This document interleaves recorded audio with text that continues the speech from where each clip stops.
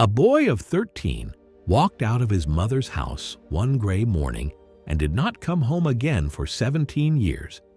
He crossed lands he had no name for, in the company of strangers who did not speak his tongue. He studied beneath temple towers older than his own people's memory. He was scourged and driven from the holiest school in India for saying, plainly, that God did not love one man more than another. He learned to heal the dying at the hands of a master healer on the banks of the Ganges. He climbed higher into the mountains than any road in his own country had ever taken him, into a silence that held the oldest manuscripts on earth. He sat by desert fires with the very wise men who had once followed a star to his birth.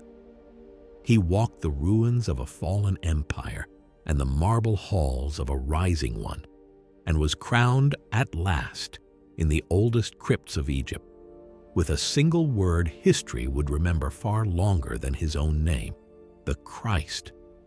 And then he came home to an ordinary house in an ordinary town and picked up exactly where the story you already know begins, at the edge of a river in a crowd of strangers, waiting to be recognized by a man in camel's hair. The Bible does not tell you where he was for these years. It simply closes the door on a boy of 12 in a temple courtyard and opens it again 18 years later on a grown man at the Jordan, as though nothing at all happened in between. Something happened. This is that story, gathered from the oldest surviving accounts of his Eastern education, the ones the councils of the 4th century quietly left out of the book you know. Not a substitute for the Gospels, not an argument against them. Only the missing chapter before the miracles, the making, one hard lesson at a time, of the man who would go on to still a storm, raise the dead, and forgive an enemy from a cross, because somewhere, on a mountain road or a temple plaza or a riverbank on the far side of the world, he had already learned exactly how. Chapter 1.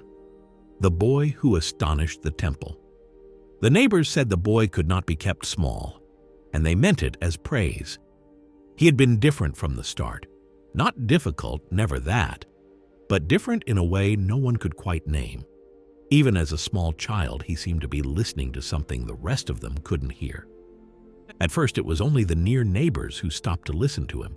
Then travelers passing through carried the story down the road, and strangers began arriving at the carpenter's door to hear the child who spoke of the Almighty as though he had stood in the same room with him. They listened and went away shaking their heads, and more than one said aloud what the others were only thinking, that the Spirit of God had made its home in this boy. His mother heard them say it. She said nothing. She had been told as much before he was ever born, and she had carried the knowledge quietly ever since. A year passed at the great feast.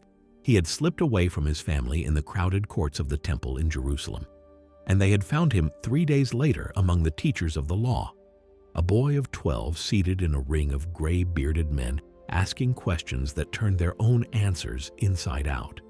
His parents had scolded him, half in fear and half in wonder. He had looked at them, honestly puzzled, and asked why they had searched for him. Did they not know he had to be about his father's business? They had taken him home, but something had already changed, and none of them could put it back. Now he was 13, and in Israel, 13 is the age when a boy becomes a man, and a man is expected to take a wife. This was where the pressure began to build, because the same reputation that drew strangers to the door now drew a different kind of visitor. The modest house where his father earned their bread began to fill with people it had never held before. Men of property, men with marriageable daughters, men who had heard of the remarkable young Isa and were quietly calculating what such a son-in-law might be worth. They arrived with gifts and warm words. They sat where they had not been invited to sit. And they looked at the boy the way a man looks at a field he means to buy. He felt it. He was not a child who missed things. He felt the walls of a life assembling themselves around him. A good life, an honorable one.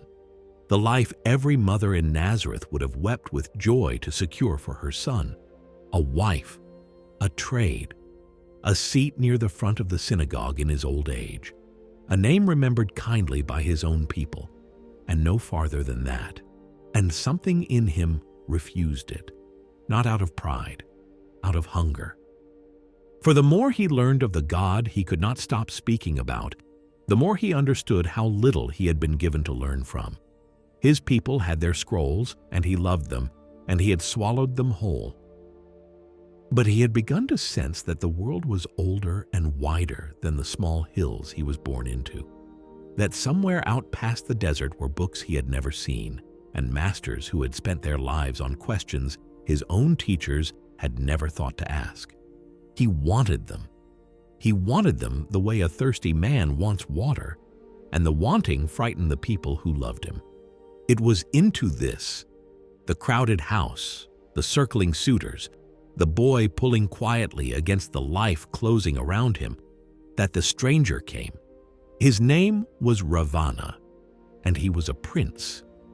He had come from the south of India, from Orissa, a man of great wealth traveling in the west with a company of learned priests, seeking wisdom the way rich men seek it, half in earnest, half to say afterward that they had gone looking.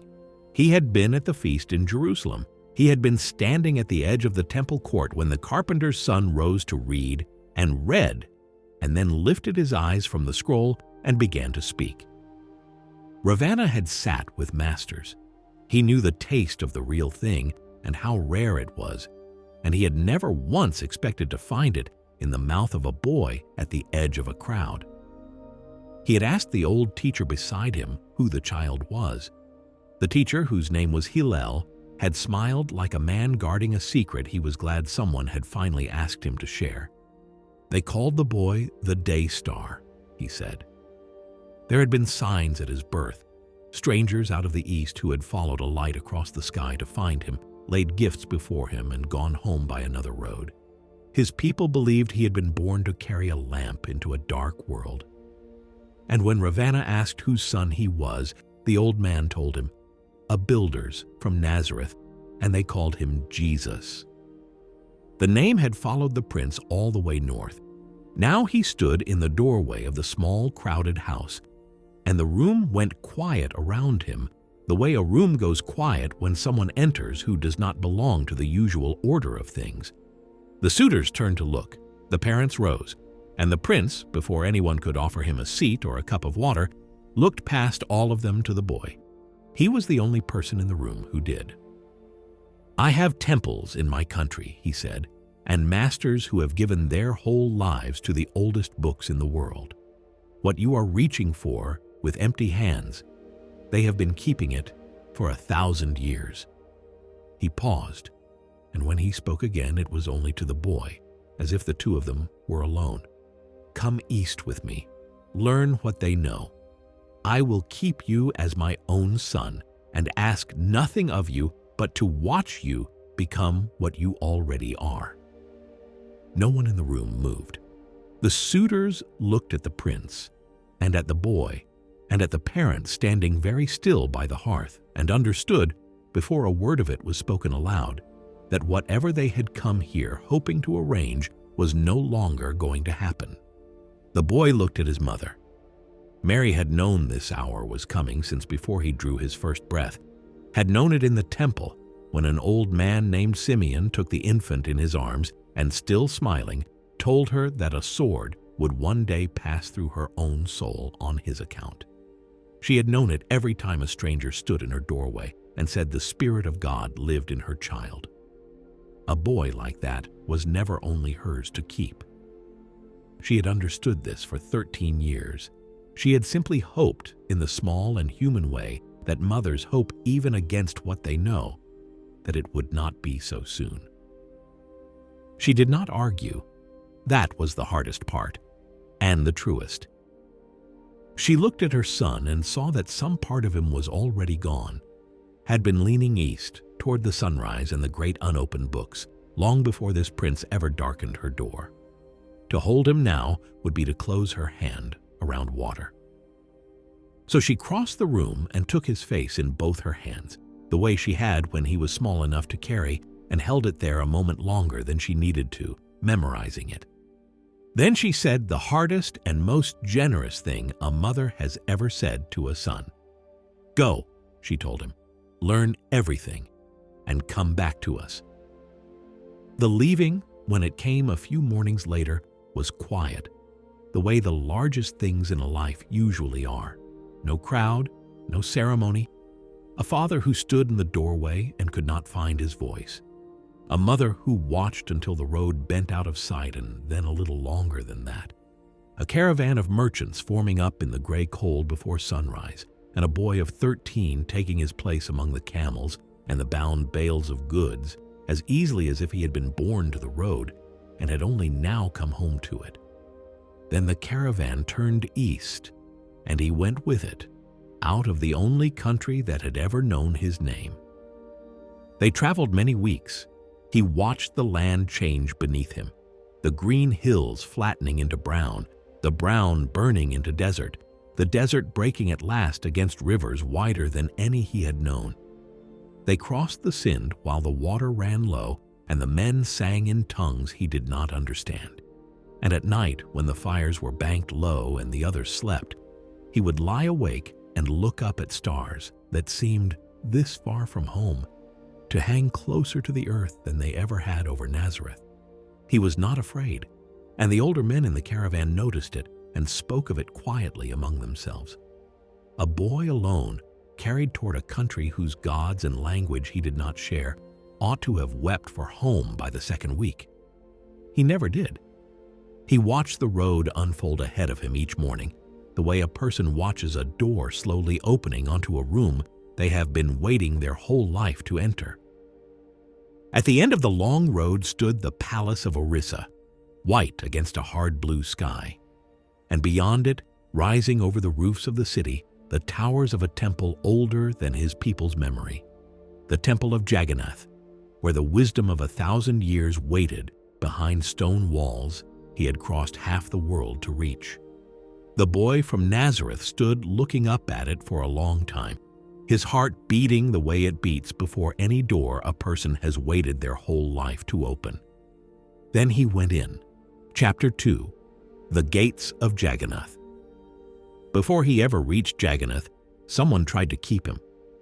The caravan had crossed into a country of 5 rivers, green and loud after so much desert, and word of the boy traveling with the merchants had gone ahead of him the way word always did now, faster than his own feet could carry him.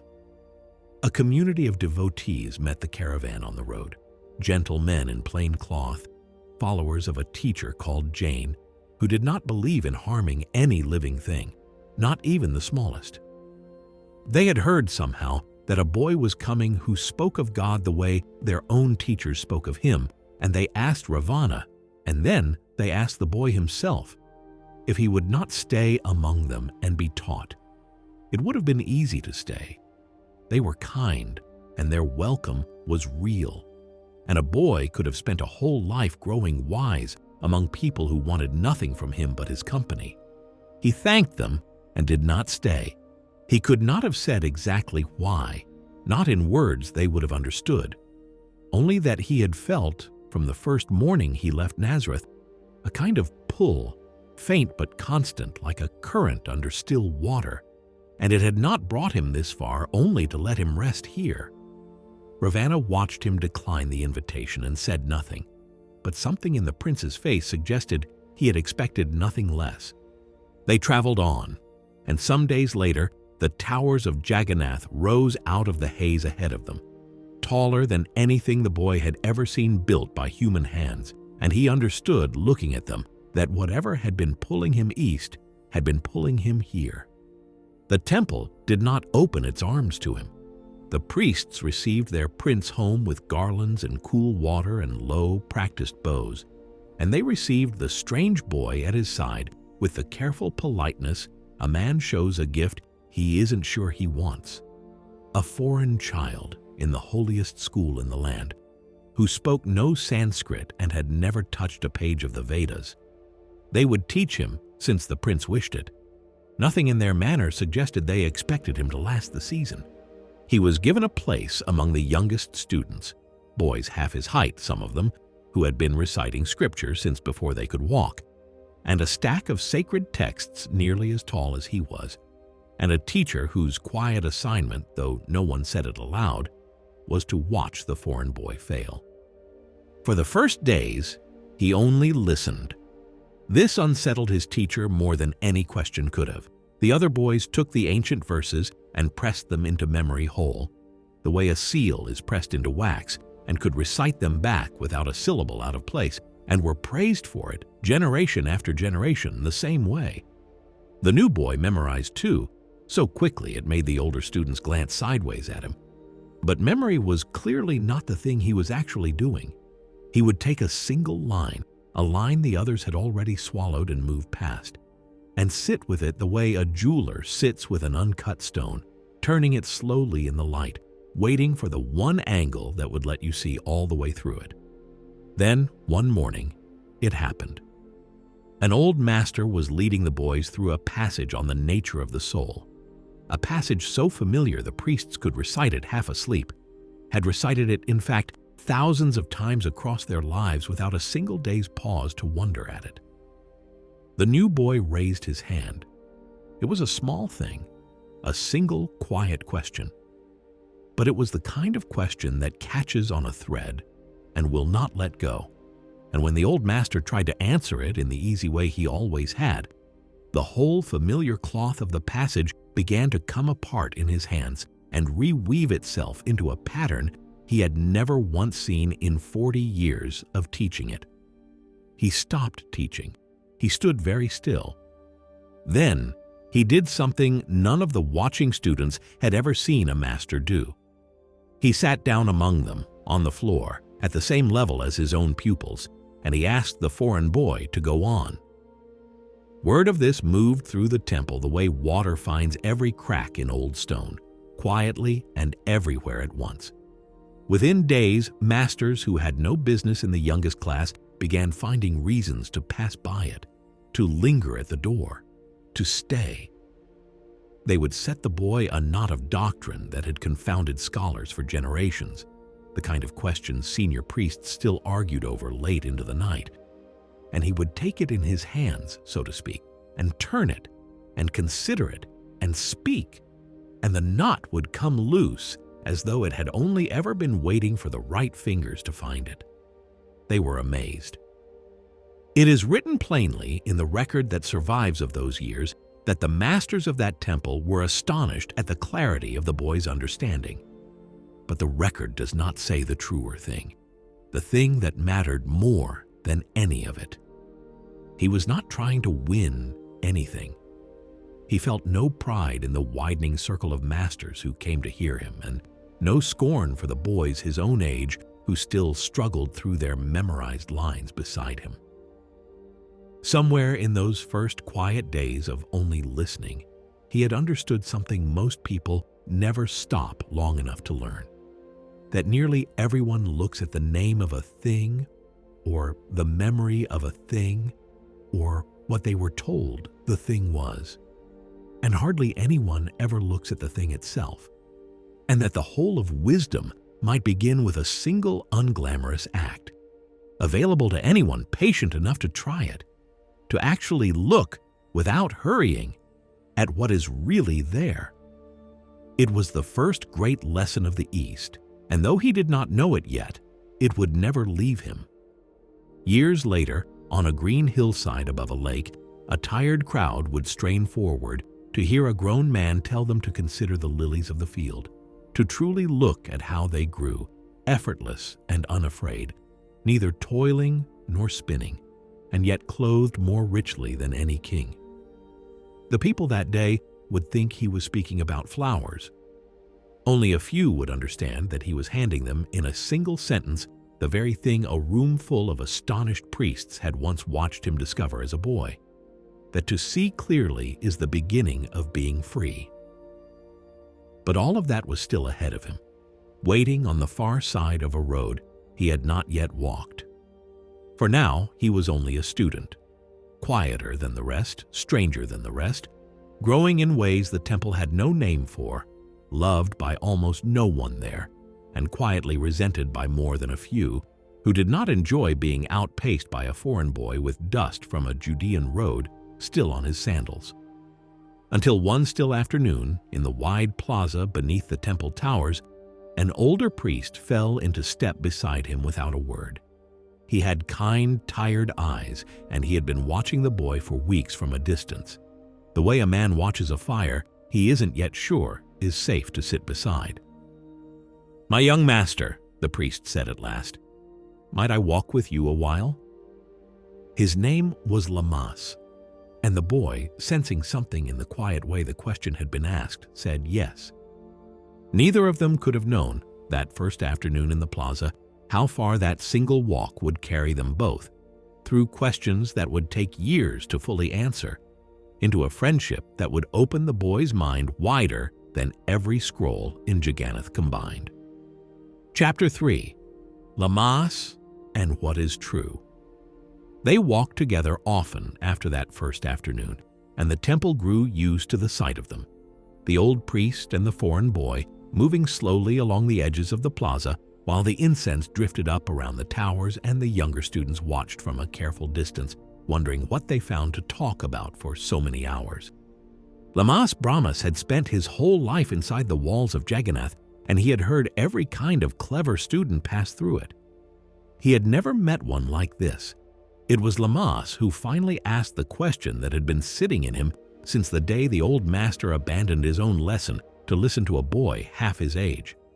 "My young master," he said, as they walked the stones of the plaza in the low gold light of early evening, "what is truth?" He did not expect a quick answer. He had asked the question of scholars twice his own age and watched them talk in circles for an hour without ever landing anywhere. But the boy answered as though he had been waiting a long while for someone to finally ask. "Truth is the only thing that never changes," he said. "There are only two things in all the world, Lamas. One is truth, the other is falsehood. And the difference between them is this: truth is what actually is. Falsehood is only what seems to be." Lamas slowed his steps. "Go on. Look at everything you can see with your eyes," the boy said, gesturing out at the plaza, the towers, the crowds moving through the gates. "All of it is a kind of shadow. It rises, it holds its shape for a while, and then it passes away, the way a shadow moves across the ground as the sun moves. What you're looking at isn't nothing, but it isn't the whole of what's real either. It's the outward shape that something deeper is wearing for a little while. And the deeper thing beneath it, what do you call that? The breath," the boy said. "The life of God, moving through everything, holding everything together. It was, and it is, and it will always be. It's the only thing that doesn't rise and pass away like the shadow does. Everything else, everything we can touch and count and lose, is only the breath wearing a shape for a season." Lamas said nothing for a long moment. In 40 years inside these walls, he had heard 100 definitions of truth, most of them arguments dressed up as answers. This was neither. It was simply spoken the way a person describes the room they are standing in. "Then let me ask you a harder thing," he said at last. "If truth is that, what is man?" The boy considered this one longer than the first. "Man is truth and falsehood mixed together and walking around in the same skin," he said finally. "The breath made flesh. So there's something in every one of us that never changes and never dies. And there's also the shape we wear, which does change, which does age and hunger and fear, and eventually falls away. Most people spend their whole lives believing they are only the shape. They never learn there's a breath underneath it that the shape can't touch. And which one wins when the two of them fight inside a man? For surely they do fight." "They fight every day," the boy said. "But truth was never really at risk. The shape can win a battle here and there. It can make a man cruel for an hour or afraid for a year. But it can never win the war because it was never as real as the thing it's fighting. In the end, only the truth in a man remains standing. The rest was only ever borrowed. Lamas walked on in silence, turning that over the way a man turns over a coin he isn't sure is genuine, testing its weight. "Then tell me about power," he said. "The priests here speak endlessly of power. The power of Brahm, the power in the rites, the power in a blessing rightly spoken. What is it, truly?" Here the boy paused before answering, and for the first time since the walks began, Lamas saw something cross his face that looked almost like caution, as if the boy himself were still finding the edges of this one. "Power is not what people think it is," he said slowly. "Power changes. It rises and falls, the way the tide rises and falls, the way a fire burns high and then burns low. A strong man's power fails him in old age. A king's power ends the moment his enemies are stronger. So power by itself isn't the real thing. It's only what the real thing looks like from the outside for a while. Then what lies beneath it?" "Force," the boy said. "Force never changes. Force is the will of God itself, and nothing can add to it or take away from it. Power is only force wearing a shape for a moment, the way a wave is only the ocean wearing a shape for a moment before it falls back in. There is power in the wind, and power in the sea, and power in a man's arm when he lifts a stone. But underneath every one of those, unchanged, is the same force, simply directed here and then there and then somewhere else." He looked out at the plaza as he said it, at the great stone towers that had stood for longer than any king who built them. "If a man ever learns to stop chasing power," he said, "and instead makes himself a clear channel for the force underneath it, I think there is nothing he could not do." He did not know, saying it, how far that single sentence would travel with him, how many years later it would return to him whole in a moment of real danger, and how completely he would find it true. That night was still far away. For now, he was only a boy in a temple plaza, working out the shape of something enormous with the one friend in that whole vast place who had thought to ask him. Lamas studied him for a long while without speaking, the last color going out of the sky above the towers. "You are 13 years old," the old priest finally said quietly, almost to himself, "and you speak as though you have already stood on the other side of everything the rest of us are only beginning to climb toward." The boy smiled, the first true smile Lamas had seen from him since he had arrived. "I haven't stood anywhere yet," he said. "I've only been listening. You're the first one here who thought to ask me what I heard." Above them, the temple bells began to sound the evening hour, rolling out over the plaza and the rooftops of the city, and the two of them stood together in the fading light a while longer before either one turned to go, the old priest and the boy from Nazareth, at the beginning of a friendship that would carry them both somewhere neither of them could yet see the end of. Chapter 4. The Breath Made Flesh. The walks continued through the turning of a season, and Lamas found that he had begun to arrange the rest of his days around them. His duties in the temple, his hours of prayer, all of it bent now around the time in the evening when he and the boy would walk the plaza together and take up wherever they had left off the day before. "Yesterday," Lamas said, as they fell into step beneath the long shadow of the towers, "you told me that man is truth and falsehood, mixed together, wearing the same skin. I have thought of little else since. Tell me more of this. What is understanding, if a man is so divided against himself?" The boy walked a while before answering, watching a line of pilgrims cross the far end of the plaza with their offerings. "Understanding is the ground a man stands on," he said finally. "It's what lets him tell the difference between the part of himself that changes and the part that doesn't, between what only seems true and what actually is. Without it, a man can't even see that he's divided. He thinks the whole quarrel inside him is who he is, and he never guesses that only half of it will still be standing when the dust clears. And can a man reach this understanding on his own, or must it be given to him? He can begin to reach for it on his own, the boy said, but it grows the way anything living grows, slowly and mostly in the dark, and usually without the man noticing it's happening at all. One day, he simply finds that a fear which used to own him no longer does. That's understanding, arriving quietly, the way morning arrives. No one sees the exact moment the dark became the light. Lamas smiled at that, the way a man smiles when a stranger has just described his own life back to him more clearly than he ever could have himself. Then what is wisdom, he asked, if understanding is only the ground a man stands on? Wisdom is what a man sees once he's standing firm enough to actually look around, the boy said.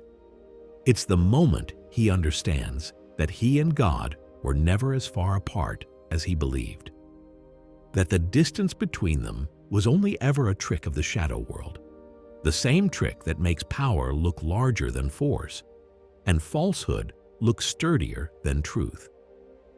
Wisdom is knowing that heaven isn't a place above you, and hell isn't a place below you.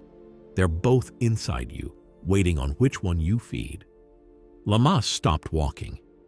That is a dangerous teaching for the priests of this temple to hear, he said quietly, though there was no anger in it, only care.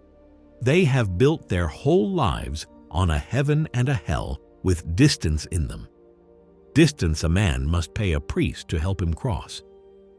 I know, the boy said, and something in the way he said it, simple, unafraid, already a little weary of arguments he had not yet had, told Lamas that the boy had already understood something about the cost of speaking such things aloud, long before he'd had any reason yet to pay it.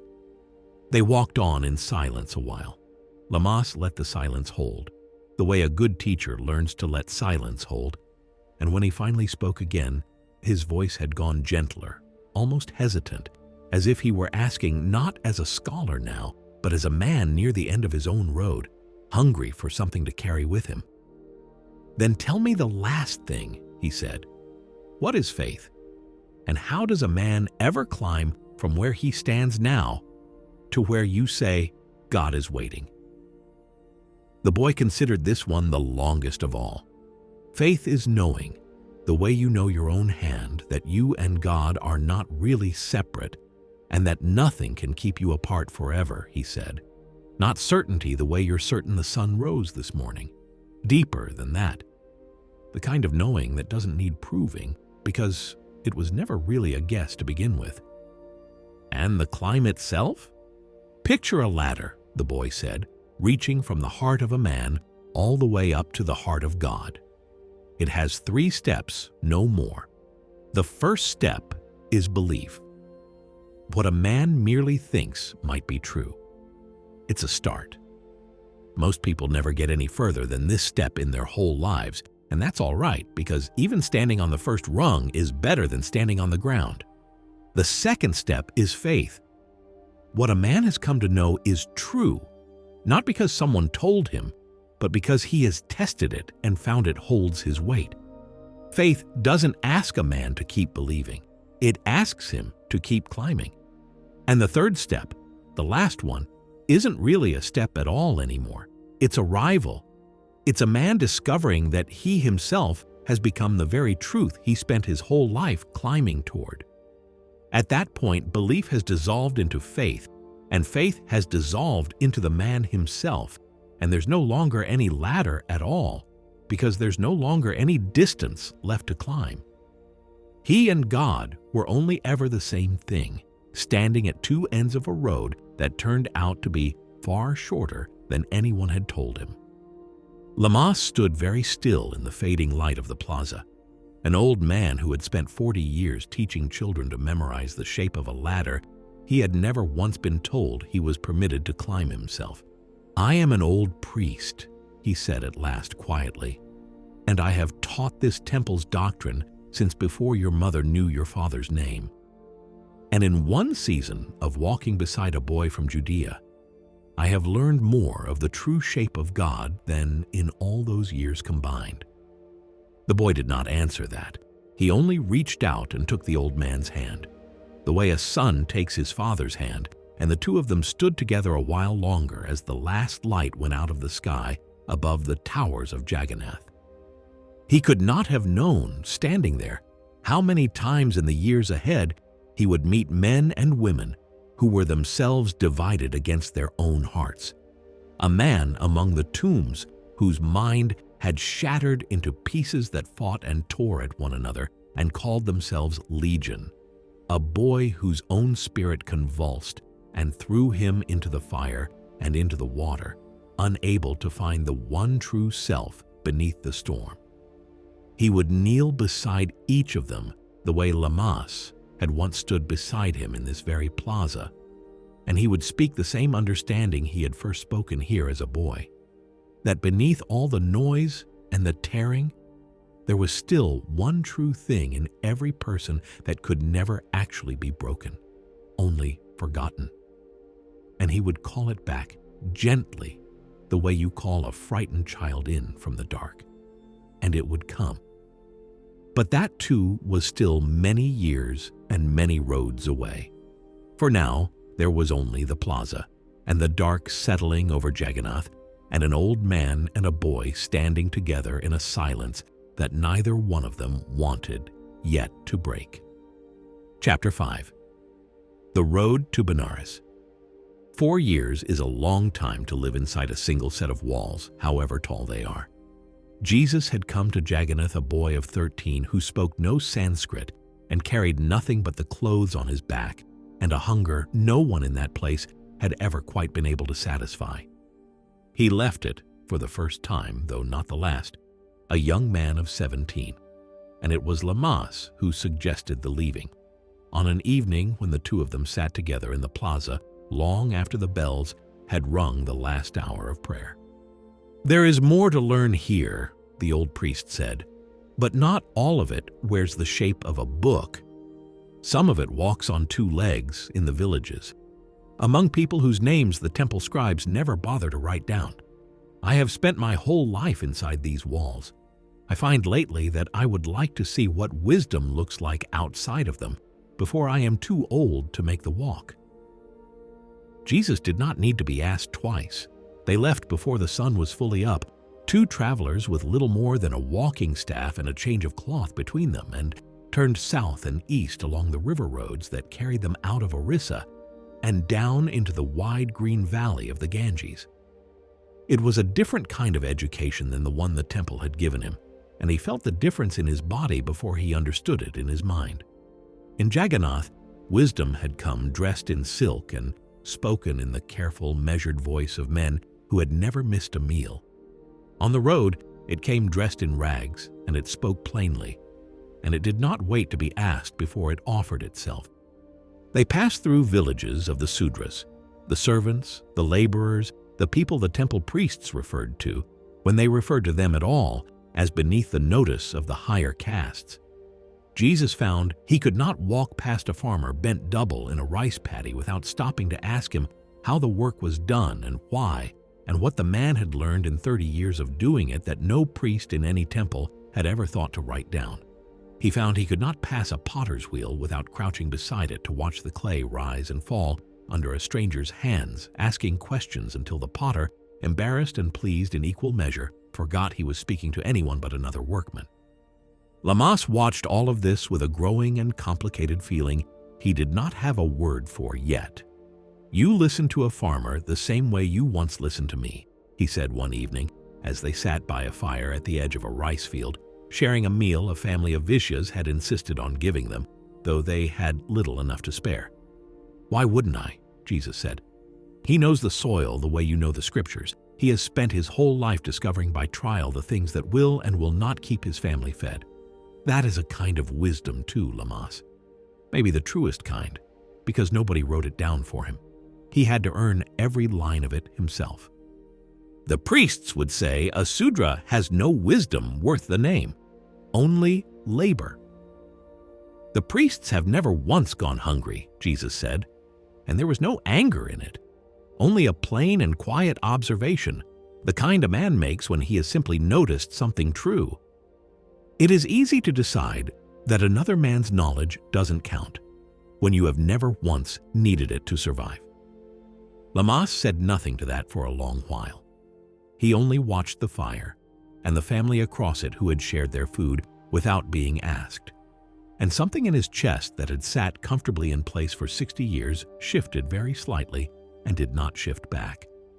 They walked on for many days after that, following the river south, and the pattern held wherever they went. In one village, a healer showed them how she read the color of a sick child's eyes and knew from it what the child had eaten and how many days until the fever broke. In another, an old weaver told them, without any pride, that the pattern in his cloth had been in his family for 11 generations, and that he did not so much choose the pattern as let his hands remember it for him. Jesus listened to all of it the same way he had once listened to Lammas in the plaza of Jagannath, fully and without hurry, as though the person in front of him were the only person in the world worth hearing from in that moment. It began to trouble him, the longer they walked, that a temple which claimed to hold all the wisdom of the world had never once sent a single priest down this same road to ask a farmer or a weaver what they knew. "Lammas," he said one night, "why does Jagannath teach that some men are born closer to God than others? I have walked among the lowest of your castes for 3 weeks now, and I have not once found a man less capable of wisdom or less worthy of it than any priest inside those walls. If anything, I have found the opposite. These people have had to earn everything they know. Nothing was given to them." Lammas was quiet a long moment, choosing his words as carefully as a man crossing a river on stones he isn't sure will hold his weight. "Because the doctrine protects something," he said finally. "It is easier to keep a temple full and a priesthood fed if the people believe their place was fixed for them before they were born, and that questioning it is itself a sin. I have taught that doctrine my whole life, Jesus. I taught it to you, in a manner of speaking, simply by never once objecting to it in your hearing. And do you believe it?" The old priest looked at him for a long time across the fire, and when he answered, his voice had gone very quiet, the voice of a man admitting something to himself for the first time as much as to the person beside him. "I am beginning to think I never did," he said. "I think I only believed that it was safer not to ask." They reached Benares some days later, a city thick with temples and pilgrims and the smoke of 1,000 small fires along the riverbank, ancient in a way that made even Jagannath feel young by comparison. Lammas had heard, from travelers on the road, of a healer living among the poor on the edge of the city, a man the Sudras spoke of the way people speak of someone who has saved a life they did not expect to be saved. His name was Udraka, and the poor of Benares called him the greatest healer in all the land. "This," Lammas said, as they stood at the edge of the river looking toward the smoke rising from the healer's quarter, "is the kind of wisdom I meant when I said it walks on 2 legs, not written in any scroll in any temple I have ever entered." Jesus was already walking toward it before the old priest finished speaking. Chapter 6. Udraka the Healer. The healer's quarter was not what Lammas had expected, and it was exactly what Jesus had hoped to find. There was no temple here, no carved gate, no priests in fine cloth to receive them. Only a cluster of low houses at the edge of the city where the smoke of cooking fires mixed with the smoke of the river burning ghats, and where the poor of Benares came in a slow, steady line from before sunrise until well after dark, carrying children with fevers, carrying old men who could no longer walk on their own, carrying griefs of every shape the body can take. At the center of it, sitting on a woven mat with a basket of dried herbs beside him, was an old man with hands so weathered they looked carved rather than grown. He did not look up when the two travelers approached. He was pressing his thumb gently along the wrist of a coughing child, his eyes half closed, listening to something neither Jesus nor Lamas could hear. "Udraka," Lamas said, when the old man finally set the child's wrist down and sent her off with a small paper twist of something green. "We've come from Jagannath. This is Jesus of Nazareth. He wishes to learn your art, if you'll have him." Udraka looked up at last, and his eyes went over Jesus slowly, the way a craftsman looks over a piece of wood before deciding whether it's worth the trouble of carving. "Everyone wishes to learn my art," he said. "Few are willing to learn what it actually costs." "What does it cost?" Jesus asked. "Attention," Udraka said. "Nothing more and nothing less. And it turns out to be the most expensive thing in the world." He gestured for them to sit, and for the first time in 4 years, Jesus found himself back at the very beginning of an education. Not memorizing verses this time, but watching an old man's hands move through baskets of leaf and root and mineral, learning the names of things one at a time, the way a child learns to speak. "Tell me what you believe makes a man sick," Udraka said on the second day, as they walked together along the riverbank collecting a plant with small yellow flowers that grew only in the wet mud near the water's edge. "His body fails him," Jesus said, "or some part of it does." "That is what the body does when it is sick," Udraka said. "It is not what makes it sick. Look around you." He gestured at the river, the trees leaning over it, the birds moving through the reeds, the whole unhurried machinery of the morning. "Do you see anything here fighting to exist? The water does not struggle to flow downhill. The tree does not struggle to turn toward the sun. Everything you see is simply obeying the law that was written into it. And because it obeys, it is well. And a sick man does not obey." "A sick man has forgotten how," Udraka said. "Somewhere, in some part of his life, he has stepped outside the law that was written into his own body, eaten what he should not, rested when he should have moved, carried a grief he should have set down years ago. And his body, which cannot lie to him even when he lies to himself, begins to show him the cost of it. Harmony is health. Discord is disease. This is the whole of the art, boiled down to a single sentence, and everything else I will teach you is only the working out of it in 1,000 different circumstances." Jesus turned that over in his mind, the way he had once turned over Lamas's words in the plaza of Jagannath, and felt something in it settle into place beside everything he had already learned. Power was not the real thing, only force wearing a shape. And now here was a second half of the same truth, waiting on the riverbank of Benares. The body itself was only a shape too, and it prospered or failed to the exact degree that it stayed aligned with the force underneath it. "Then healing is not adding something to a man," he said slowly. "It's helping him remember the law he forgot." Udraka looked at him for a long moment, and something in his weathered face eased, just slightly. The look of a teacher who has just heard a student say back to him, in slightly different words, the very thing he most needed to hear. "That," he said, "is the first sentence you have spoken to me that I did not have to teach you." The lessons went on for many weeks. Udraka showed him how water drawn from certain springs could cool a fever no herb would touch, how the mud of the riverbank, dried and warmed, could draw pain out of a swollen joint the way a wick draws oil up into a flame. He taught him which plants fed a weakened body and which only quieted its complaints without curing anything underneath, and he was careful always to make Jesus understand the difference between the two. Because a lazy healer, he said, learns only to silence the symptom, while a true one asks what the symptom was trying to say. But it was on a warm evening near the end of his time there, as they sat outside Udraka's house watching the cooking fires come alight across the quarter, that the old healer told him the thing that would matter most of all, though neither of them could have known it yet.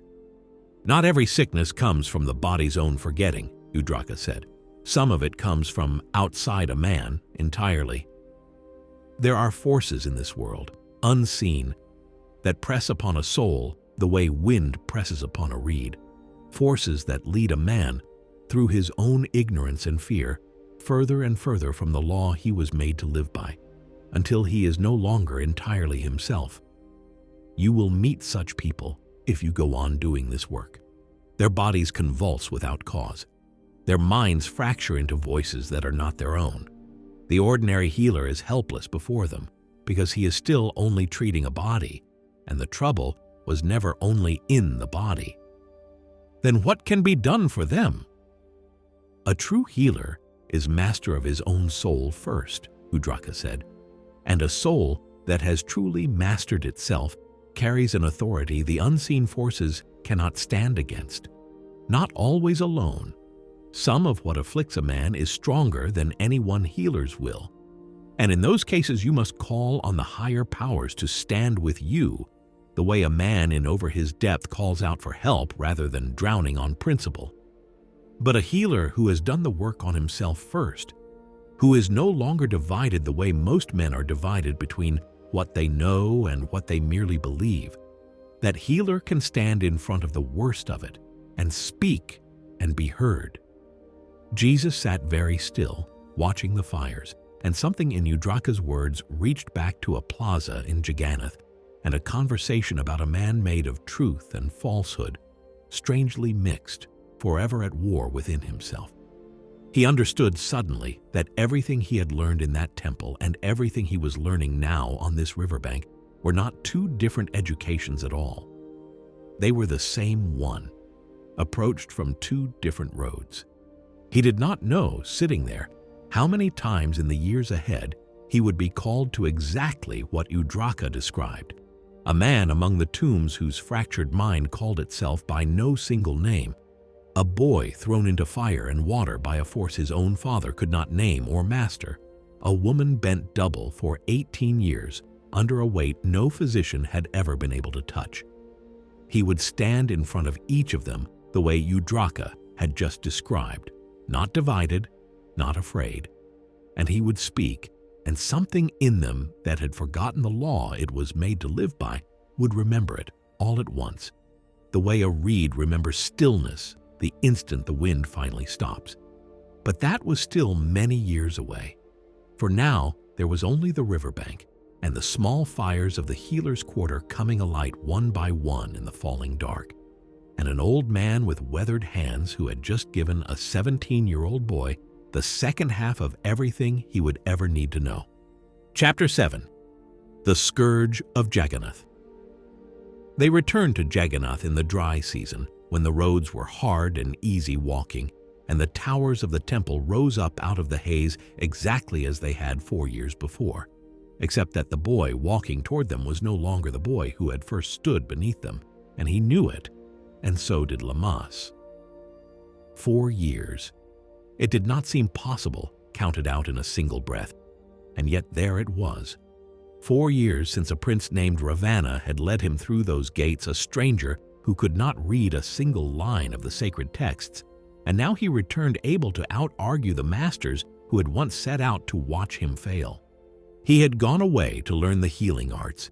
He had not gone away to lose his hunger for the other question, the one that had been sitting unanswered in him since his very first weeks in that temple, the question of why the priests taught, as though it were simply the shape of the world and not a doctrine at all, that some men were born nearer to God than others. He had watched Sudras heal the sick with more patience and skill than any priest he'd met. He had eaten bread a poor family could not spare, offered without a second thought. He had listened to a weaver describe 11 generations of pattern held in his hands, and heard more reverence in it than in a week of temple chanting. And he had come to believe, with the same plain certainty he brought to everything, that the doctrine of caste was not a truth handed down from God at all. It was a wall men had built, and then convinced themselves God had built it for them. So when he was invited, not long after his return, to sit once more among the priests in the great hall, he did not waste the opportunity being polite. "Tell me of your teaching on castes," he said, when the formalities had passed and the priests had settled to hear him report on his travels. "Explain to me why you hold that all men are not equal in the sight of God." A senior among them, a master well versed in the old law, rose to answer, pleased to instruct the boy on a point he clearly considered settled beyond argument. He explained that Brahm had shaped mankind to suit his own purposes at the very beginning of the world, that the highest caste had come forth nearest to the divine source itself, fair and unburdened, born to rule and to teach, while each caste beneath it had been shaped a little further from that source, a little more suited to labor, a little further from splendor, down to the lowest, born only to serve. "And you believe this is just," Jesus said. It was not quite a question. "It is not a matter of believing," the master said. "It is the order of things. A man does not complain that water flows downhill." "A man is not water," Jesus said. "I have walked for weeks among the people you say were made only to serve. I have watched them heal each other with more care than I have seen in this temple. I have watched them share bread with strangers who could offer nothing in return. If the divine is nearer to one class of men than another, I confess I did not find it here, among the fair and unburdened. I found more of it on the riverbank at Benares, among people your doctrine says were made without it." The hall went very quiet. "Every man I have ever met carries the same breath," he went on, and his voice, though it did not rise, seemed to fill the space more than any shout could have. "The same truth, buried under the same forgetting. There is no man born nearer to God than another. There is only the one who remembers, and the one who has not yet been shown how." One of the older priests came slowly to his feet, and when he spoke, his voice was not the voice of a teacher correcting a student. It was the voice of a man who has just heard something he intends to make sure is never spoken again. "This is not disagreement," he said. "This is violence against the name of Parabrahm himself, spoken inside these very walls. The law is plain on what is owed to such a crime." Jesus did not move. He had not raised his voice once, and he did not raise it now. "If what I have said is false," he said, "then it will fall away on its own, the way all falsehood eventually does, and no man in this room will need to lift a hand against me to hasten it. And if it is true, then no hand you lift against me will be able to stop it. Either way, I don't think you need the law you're reaching for." It was Lamas who stood then, moving through the gathered priests with a speed that surprised even those who had known him 40 years. "I have walked beside this young man for 4 years," he said, and his old voice shook, though whether with fear or fury none in the room could quite tell. "I have watched him pray, and I have seen a light come over him that was not the light of this temple's lamps. Before you lift a hand against him, ask yourselves honestly whether the God he serves might be greater than the one you are so quick to defend. If he speaks truly, no punishment you devise will silence it. If he speaks falsely, his own words will undo him without your help. There is no cause here for cords or blood." For a moment it seemed the hall might listen. The eldest priest hesitated, his hand still raised, his eyes moving from Lamas to the boy and back again. Then the same priest who had first spoken of violence against Parabrahm stepped forward and would not be turned aside. He called for the scourge of cords kept at the temple gate for the punishment of the unclean, and though Lamas placed himself bodily between them, 2 younger priests took hold of his arms and drew him back, and the cords came down, not enough to kill, for even in their anger they dared not go that far against a boy so many in the temple had come over 4 years secretly to love, but enough to draw blood, and enough to make certain the message could not be mistaken. They drove him from the gates as the sun was falling, and the doors of Jagannath closed behind him for the last time. Lamas found him some hours later on the road outside the city, sitting alone in the dark, his back raw, his face unreadable in a way the old priest had never seen on him before. Not broken, not afraid, but very still, the way a man is still after he has understood something completely and no longer needs to argue about it with himself. "I am sorry," Lamas said, kneeling beside him. "I could not stop them." "You were the only one in that whole temple who tried," Jesus said. "I won't forget it." He was quiet a while longer, looking back at the dark shape of the towers against the stars. "They think they have driven me away from what I believe," he said finally. "They have only driven me toward the people who already understood it, without needing 4 years of scripture to arrive there." He got to his feet, wincing, and turned his face away from the temple and toward the small cooking fires burning in the distance, in the poor quarter where the servants and the tillers of the soil made their homes.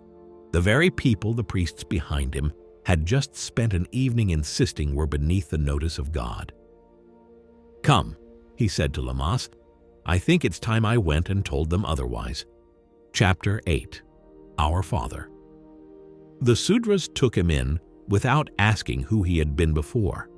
That was the first thing that struck him about the poor quarter of Jagannath. How little anyone here cared about the 4 years he had spent inside the temple walls, or the scourge mark still healing across his back, or the fact that priests half a mile away were telling anyone who would listen that the boy had blasphemed and been rightly punished for it. Here, none of that mattered. A woman took one look at the wounds under his torn cloth and set him down by her fire without a word of explanation required, and began cleaning them with water and a paste of crushed leaves she had learned, she said, from her own mother, who had learned it from hers. He recognized the paste. Udraka had shown him something very like it on the riverbank at Benares. "You know healing?" he asked her, surprised. She laughed, the first laugh he had heard since the temple gates closed behind him.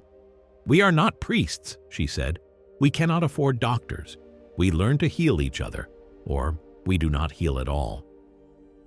He stayed among them through the turning of that season, and Lamas stayed with him, the old priest sleeping now on borrowed mats in houses with dirt floors, a stranger to that kind of poverty and finding, somewhat to his own surprise, that he did not mind it nearly so much as he had expected to. Word of what had happened at the temple spread through the quarter within days.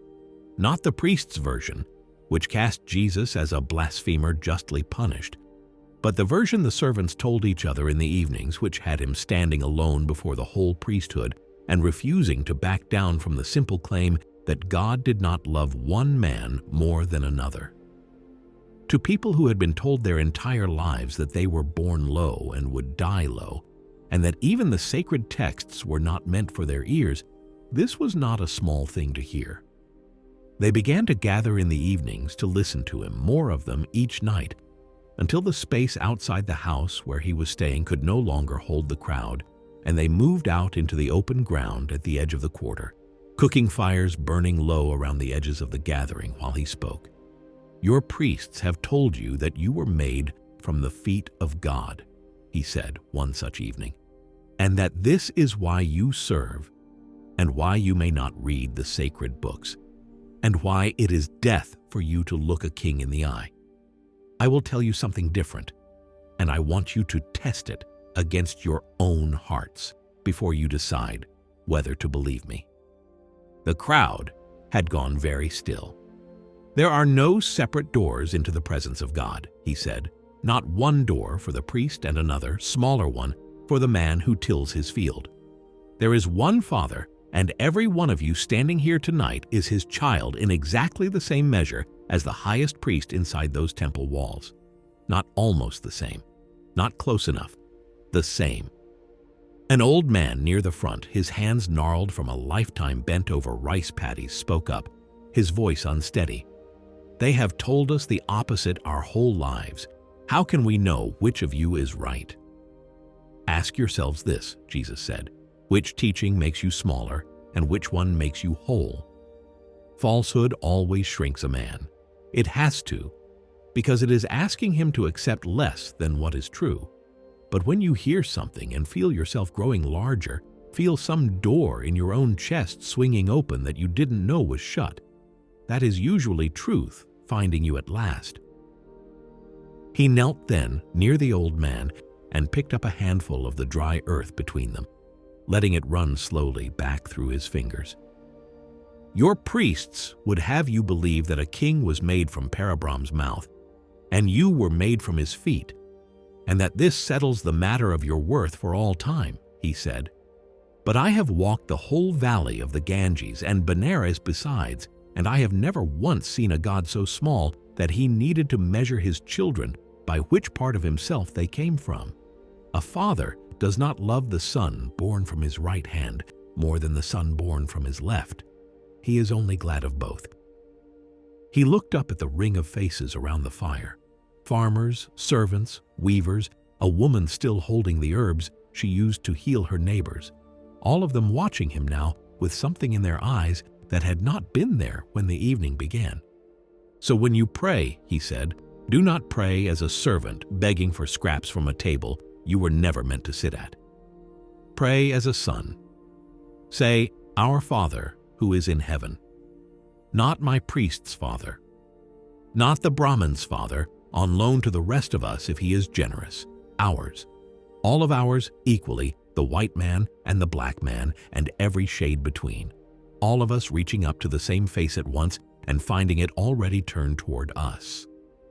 Someone near the back began to weep, quietly, the sound spreading through the crowd, the way a single dropped stone spreads rings across still water. Lamas, standing near him, found that his own eyes had filled without his quite noticing when it happened. In the days that followed, the Sudras did not merely listen. They began to bring him their sick the way they had once carried their sick down the road to Udraka's quarter in Benares.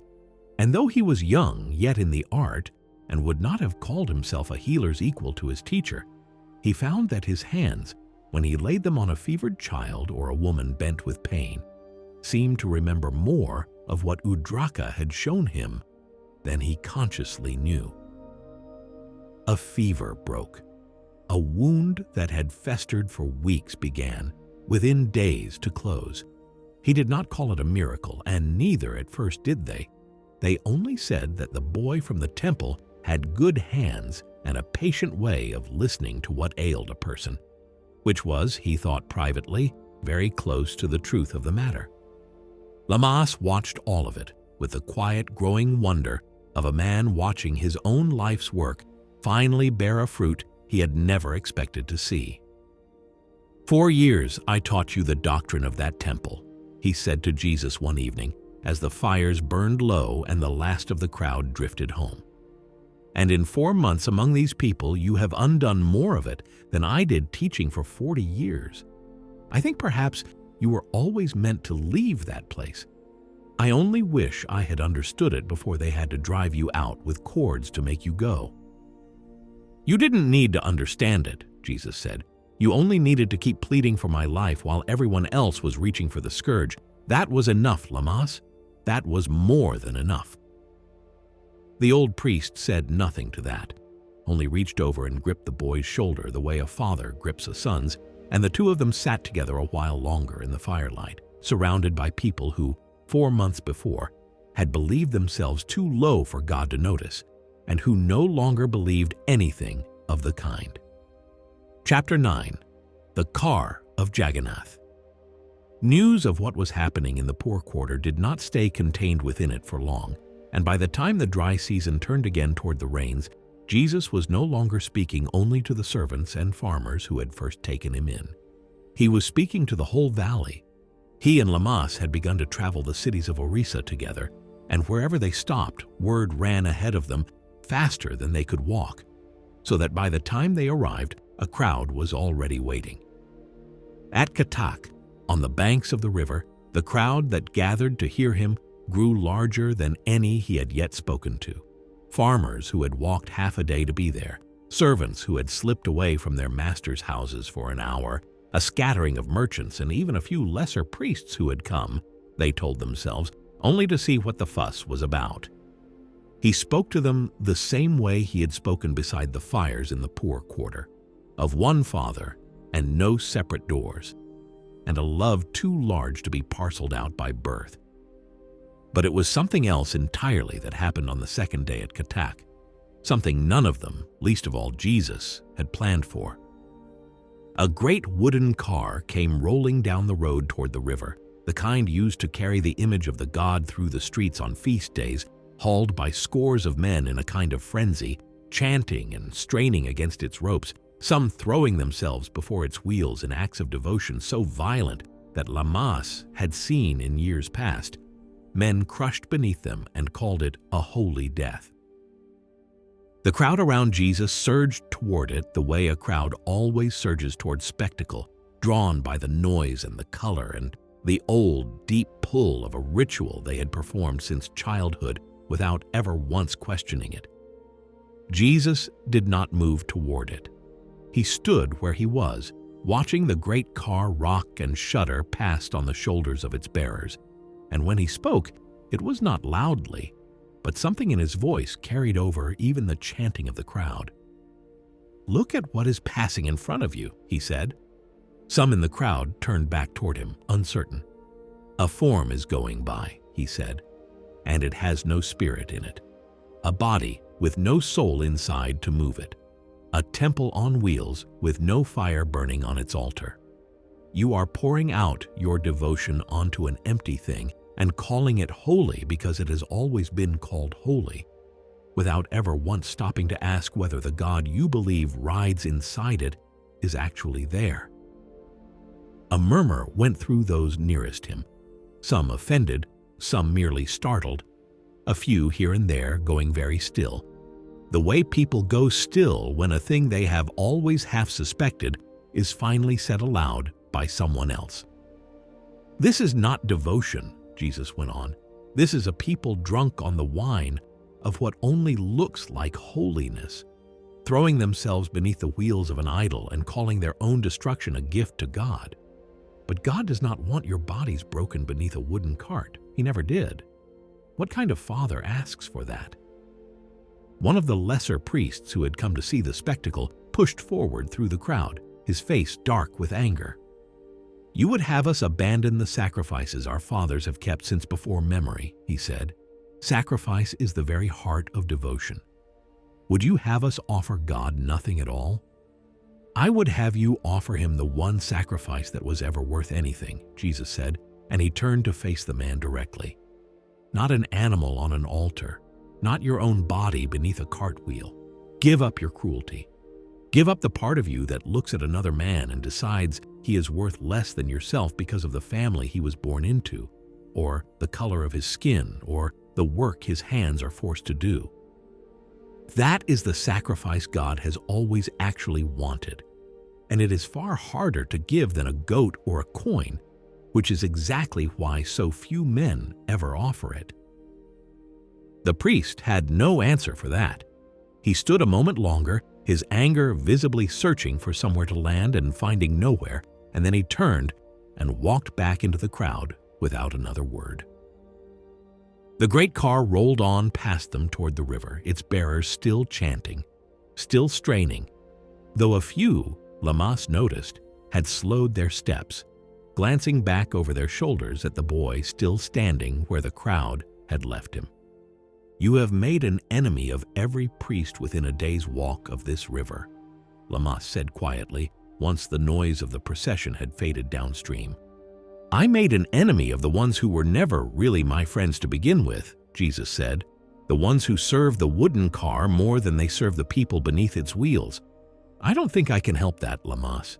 I don't think I would want to, even if I could." He watched the last of the crowd disperse along the riverbank, some still shaken, some already arguing among themselves about what they had just heard, a few kneeling quietly at the water's edge in a manner that had nothing at all to do with any temple. He did not know, standing there on the banks of the Ganges as a young man not yet 20, how closely this same anger would rise in him again, many years later and half a world away, in a different temple built of different stone, how he would once more stand in a sacred courtyard and look at something hollow being passed off as holy, tables of coin changing hands in the name of God, and how the same fire that had moved through him at Katak would move through him again, overturning tables instead of watching wooden cars roll by. It would cost him more that second time than a few offended priests in a river town. But he did not know that yet, and would not have done anything differently even if he had. For now, there was only the river, and the last light going gold across the water, and Lamaze beside him, watching the boy he had once taught inside temple walls, now teaching an entire valley something no temple had ever thought to say. "Where now?" the old priest asked after a long while. Jesus looked north, past the river, past the hills rising blue and distant at the edge of sight, toward a country neither of them had yet seen. "There is more to learn than what India alone can teach me," he said. "I think it's time we went further." Chapter 10. The News from Nazareth. The caravan came up the river road on an ordinary morning, dust-covered and weary from the long crossing out of the west. And Jesus was standing knee-deep in the shallows, helping an old fisherman mend a net when one of the travelers broke away from the others and came toward him. He knew somehow, before the man spoke a single word. There is a way people walk when they are carrying grief toward someone who does not yet have it, a certain careful slowness, as though the news itself has weight and they are trying not to drop it too suddenly. "You are Jesus of Nazareth," the traveler said. It was not really a question. "I am. We have come from your own country. I bring news I wish I did not have to carry." The man hesitated, turning his travel staff over once in his hands. "Your father is no longer among the living. He passed some months ago now. Your mother grieves, and there has been no one able to comfort her. She does not know whether you are alive or dead, only that you left for the East as a boy and never returned. She longs, more than anything, simply to know." Jesus stood very still in the shallow water, the half-mended net forgotten in his hands. He had known, of course, in the abstract way a person always knows such things, that his father would not live forever, that Joseph had already been well along in years when Jesus was born, that the parting on that road out of Nazareth might quietly, and without anyone saying it aloud, have been the last time father and son would ever see one another's face. He had known it. Knowing it and hearing it were, he discovered now, standing waist-deep in a foreign river with a stranger's eyes on him, two entirely different things. He thanked the traveler and asked after his mother's health beyond her grief, and listened to what little more the man could tell him, and then he walked alone along the riverbank for a long while before he could bring himself to go and find Lamaze. The old priest read the grief on his face before he said a word. "Your father," Lamaze said quietly. It was not a guess so much as a certainty, the kind that comes from having watched someone closely enough, for long enough, to recognize the particular shape of a particular sorrow. "Joseph is gone," Jesus said. "Months ago now. My mother has had no word of me in all that time. She does not even know if I still live." "Then you must write to her," Lamaze said. "Tonight, if you can bear it. Grief that waits for the right words never finds them. Better to send whatever you have, even imperfect, than to let another season pass while she wonders." So that evening, by the light of a single small lamp, Jesus sat with a scrap of parchment borrowed from a merchant's stores and tried to put into words the years that had passed since he had last held his mother's face in his hands, and found, as everyone eventually finds in such moments, that no number of years could actually be folded into a single letter, and that the only honest thing to do was to stop trying and simply speak to her the way he would have spoken if she had been sitting across the fire from him. He told her that he grieved with her, fully and without distance, though an ocean and a desert lay between his grief and hers. He told her that Joseph had been a good and patient father to a strange and difficult son, and that he carried the memory of the man's hands at the carpenter's bench with him still in everything he had since learned to build with his own. He told her, as gently as such a thing can be told, that he was alive and well and further along the road of what he had come east to learn than he could have imagined possible when he first left her doorway, a boy of 13. And he told her, last of all, the thing he suspected she most needed to hear, that he thought of her every single day, that no wisdom he had gathered in any temple or on any riverbank had ever once made him love her less, and that he would come home to her when the time was right, and not one day before it was. He did not tell her when that would be. He did not yet know himself. Lamas found him still sitting by the low-burned lamp long after the letter was finished, staring into the dark beyond its light. "You are thinking of turning back," the old priest said. It was, again, not quite a question. "I am thinking of it," Jesus admitted. "She has already lost one man she loved this year. I do not like the thought of her spending even one more season not knowing if she has lost another." "And yet," Lamas said carefully, "you do not think you are finished here." Jesus was quiet a long while before he answered.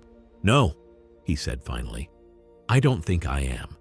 There is more east of here than even Jagannath and Benares held. Mengste in Tibet has manuscripts older than anything I've yet touched, and the wise men who came to my birth are still out there somewhere in Persia. And I feel the way I felt as a boy standing outside my father's house, that I have not yet finished becoming whatever it is I was sent to become. If I go home now, I fear I would only have to leave again later and put her through the parting twice instead of once." "Then send the letter," Lamas said, "and let it be the promise instead of the person. A mother who knows her son still lives and still loves her, and is still becoming who he was born to be, that mother can wait a while longer than one who has no word at all. You are not abandoning her, Jesus. You are simply not finished yet." Jesus folded the letter carefully and sealed it, and the next morning he found a merchant bound west who agreed, for a small sum, to carry it the long road back toward Judea and see it delivered into his mother's own hands. He stood on the riverbank and watched the caravan go until it was only a small dark shape against the horizon, and something in him ached in a way none of Lamas's philosophy or Eudraka's healing had quite prepared him for, the plain, unphilosophical ache of a son who loved his mother and could not yet go to her. He would think of this morning many times in the years still ahead of him, of a woman waiting, uncertain, for word of a son who had gone further than she ever imagined he would go. He did not know yet how many more partings there would be between them before the end, nor how the last one on a hill outside a different city entirely would ask far more of her than even this one had. He knew only that some loves do not shrink with distance. They only wait, patiently, the way his mother was waiting now, for the son they cannot yet hold to come home. Lamas came and stood beside him at the water's edge as the caravan disappeared from sight. "Where to now?" the old priest asked, echoing the question he had asked once already on the banks of this same river. Jesus turned his eyes north, toward the great white peaks that even from here could be seen rising at the edge of the world, cold and impossibly high, guarding whatever lay beyond them. "Tibet," he said. "If Mengste will have me." Chapter 11. The Roof of the World. The parting from Lamas came at the edge of a mountain road on a morning cold enough that their breath hung visible in the air between them, and neither man made any pretense of finding it easy. They had traveled together by then, for the better part of these long years since Jagannath first opened its gates to a boy of 13, through the plaza where truth was first separated from falsehood along the riverbank at Benares, through the poor quarter and the crowd at Katak, through a scourging and a letter written by lamplight and 100 small mornings neither of them would ever fully be able to account for afterward. Lamas was old now in a way he had not quite been when the journey began, and the road ahead climbed toward peaks higher and colder than anything either of them had yet crossed. "I am too old for that," Lamas said, nodding toward the white line of mountains rising at the edge of the world. "My legs have carried me as far as they are going to carry me, Jesus. The rest of this road belongs to you alone." "You could rest here and wait for me," Jesus said, though even as he said it, he understood it was not really an offer Lamas could take. "No," the old priest said, and there was something almost like relief in his voice as he said it. "I think it is time I went home. Not to Jagannath. I do not imagine they would welcome me back inside those walls, not after everything. But there is a small village near where I was born, and a life I set aside a very long time ago to become a priest. And I find, now that I have finally been driven out of the temple I gave my whole life to, that I do not mind the thought of a quieter one." He looked at Jesus for a long moment, the way a father looks at a son he knows he will not see grow into whatever he is finally going to become. "You changed everything for me," Lamas said. "I taught you truth and falsehood in a plaza when you were 13 years old, thinking I was the master and you the student, and it took me years to understand I had that turned backward the whole time. Go on now. Go and finish becoming whatever it is you already are. I have had the better part of my life's education simply from walking beside you this far." There were no more words after that worth keeping, only an old man's hand gripping a young one's shoulder and then releasing it, and a long road climbing north that only one of them was going to walk. It was a sage named Vidyapati who received him a few days later at a small monastery built into the foothills where the last green country gave way to bare rock and thin, cold air. Word of the Jewish teacher had traveled even here, carried by pilgrims and merchants moving between the lowlands and the high passes, and Vidyapati welcomed him the way a man welcomes someone he has been quietly expecting for longer than he could explain. "There is a temple beyond these mountains," Vidyapati told him. On the evening before he was to continue north, richer in manuscripts than any place in all of India. A city called Lhasa, in the roof of the world, where a sage named Mungste keeps records older than anything your masters at Jagannath ever showed you. I have read some small portion of what he holds. It is not enough. You should read the rest for yourself. Will he receive me? A stranger from so far away? Vidyapati smiled. I will send a message ahead of you and a guide to see you safely across the passes. The road itself will be difficult, more difficult, I think, than anything you have yet walked, but you did not travel this far to be turned back by difficulty. The crossing, when it came, tested him in ways the long roads of India never had.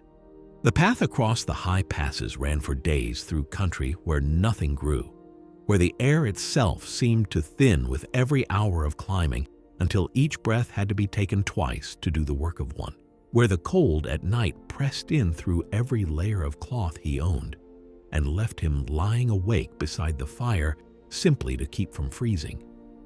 His guide, a quiet man who had crossed these mountains more times than he could count, moved through it all with the unhurried patience of someone who had long ago stopped fighting the mountain and learned instead to move at its pace rather than his own. Jesus found somewhere in the middle of that crossing that the lesson Udraka had once given him on a riverbank in Benares had followed him all the way up into the thin, merciless air of the high passes. Harmony is health, discord is disease, and here, where a single wasted movement or a single moment of panic could cost a man his life, the truth of it was no longer philosophy. It was simply how a person survived.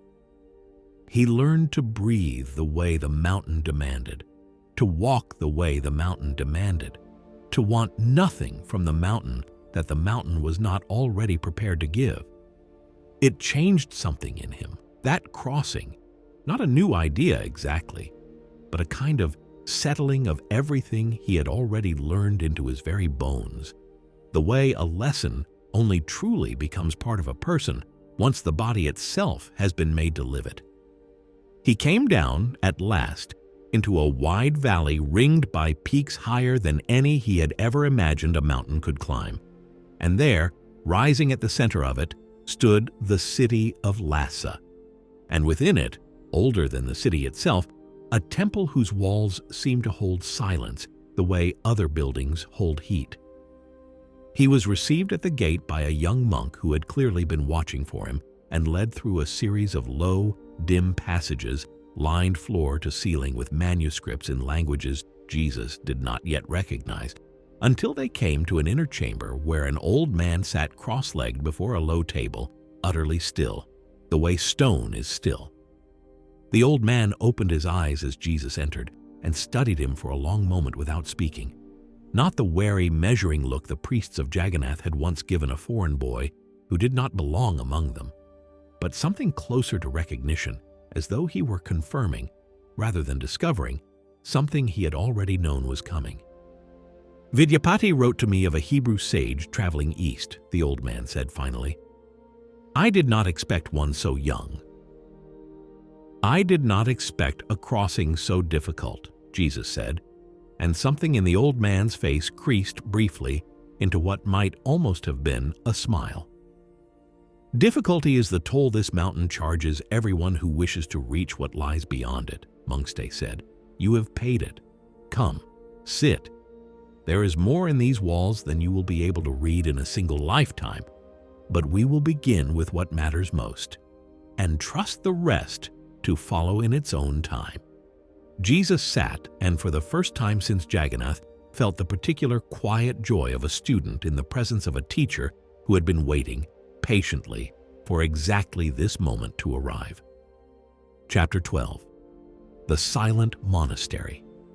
He stayed in Lhasa through 2 full turns of the seasons, and though he would go on afterward to say very little about those months to anyone who asked, they were, in their own quiet way, among the fullest of his whole education. Mungste gave him what no other master had yet given him, not lessons handed down in careful, measured portions, but simply the run of the temple's entire library, shelf after shelf of manuscripts older than anything he had touched in Jagannath or Benares, and the freedom to read them in whatever order his own hunger led him. He read until his eyes burned in the lamplight and the monks came gently to insist he sleep. He read records of ages the rest of the world had long since forgotten it had ever lived through, teachings on the nature of the soul that predated even the oldest of the Vedic texts he had studied as a boy. And slowly, over those long silent months, he began to see something Mungste had clearly seen already and had simply been waiting, patiently, for his student to discover on his own. "Every teacher you have met," the old sage said to him one evening, as they sat together in a chamber lit only by a single lamp, "believed he was giving you something new. Lamas believed it. Udraka believed it. I confess I believed it myself when Vidyapati's letter first reached me. But you have now read enough of what these walls hold to see the truth of it. That it is all the same teaching," Jesus said, "wearing different names in different mouths." Mengste inclined his head, the closest thing to a smile the old man's face ever seemed to make. "The names change. The robes change.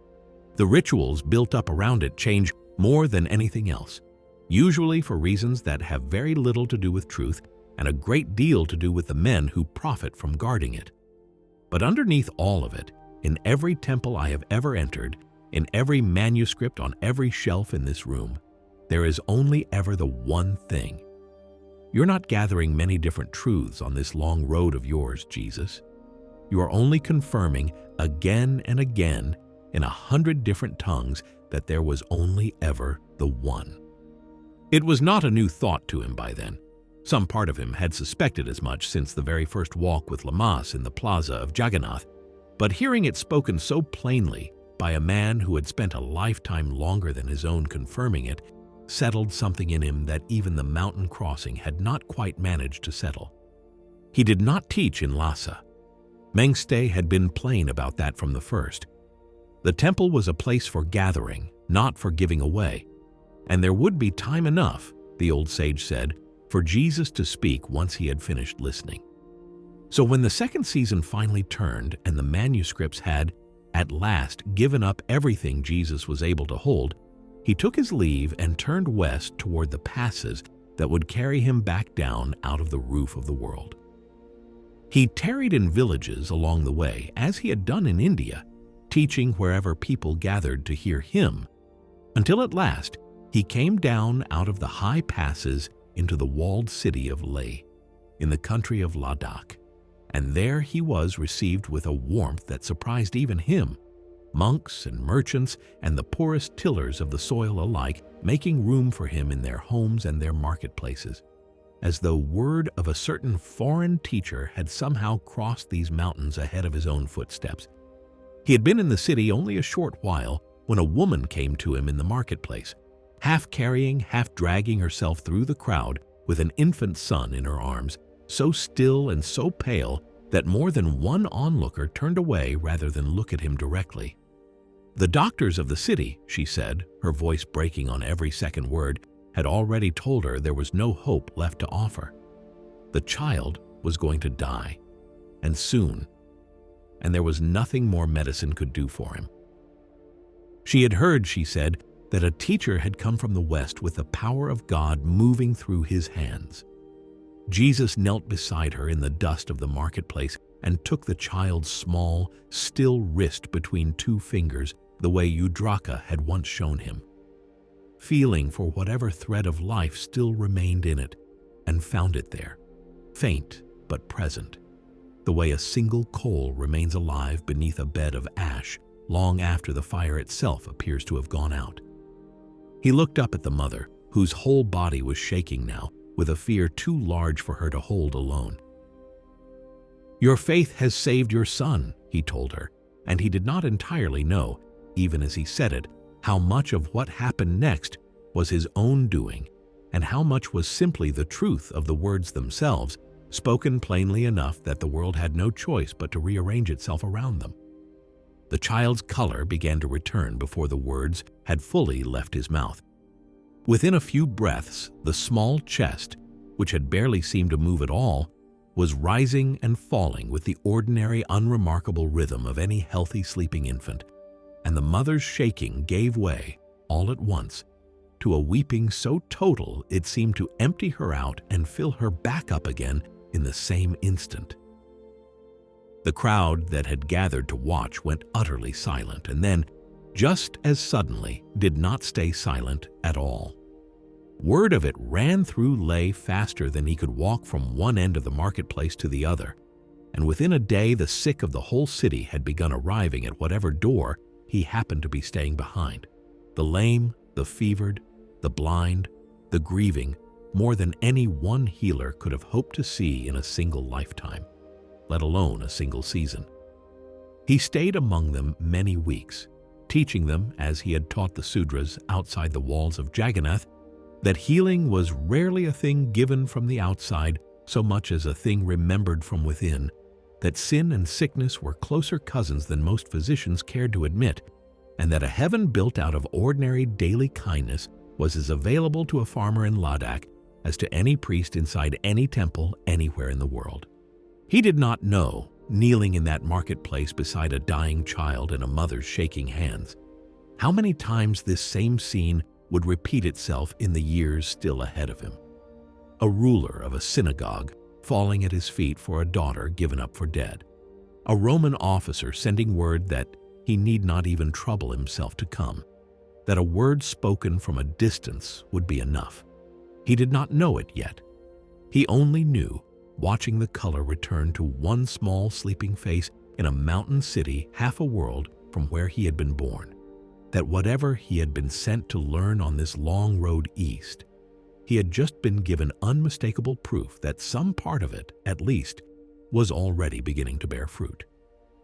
When at last it came time to leave, the people of Leh gathered in the road to see him off the way children gather at a door when their mother is leaving for a journey, and it was there, before he turned west toward Persia and the wise men who had once followed a star to his birth, that he stopped and told them a story about a king who loved his people so much that he sent his only son among them, carrying gifts too precious for any single hand to hold alone. Chapter 13. The Fires of Persia. He crossed into Persia in the full strength of manhood now, 24 years old, taller and steadier than the boy who had once ridden east in a merchant's caravan, clutching a mother's blessing like a coin he was afraid to spend. He taught in the villages along the way and healed where healing was needed. And if any part of him wondered whether the long road was nearing some kind of end, he did not yet let himself dwell on it. It was as he neared the ancient city of Persepolis that 3 travelers came out to meet him on the road, moving with a purpose that suggested they had been watching for him for some time. They were old men, weathered by decades of desert sun, and something about the way they approached him, not as strangers greeting a rumor, but as men greeting a promise finally kept, made him slow his own steps before they had even spoken a word.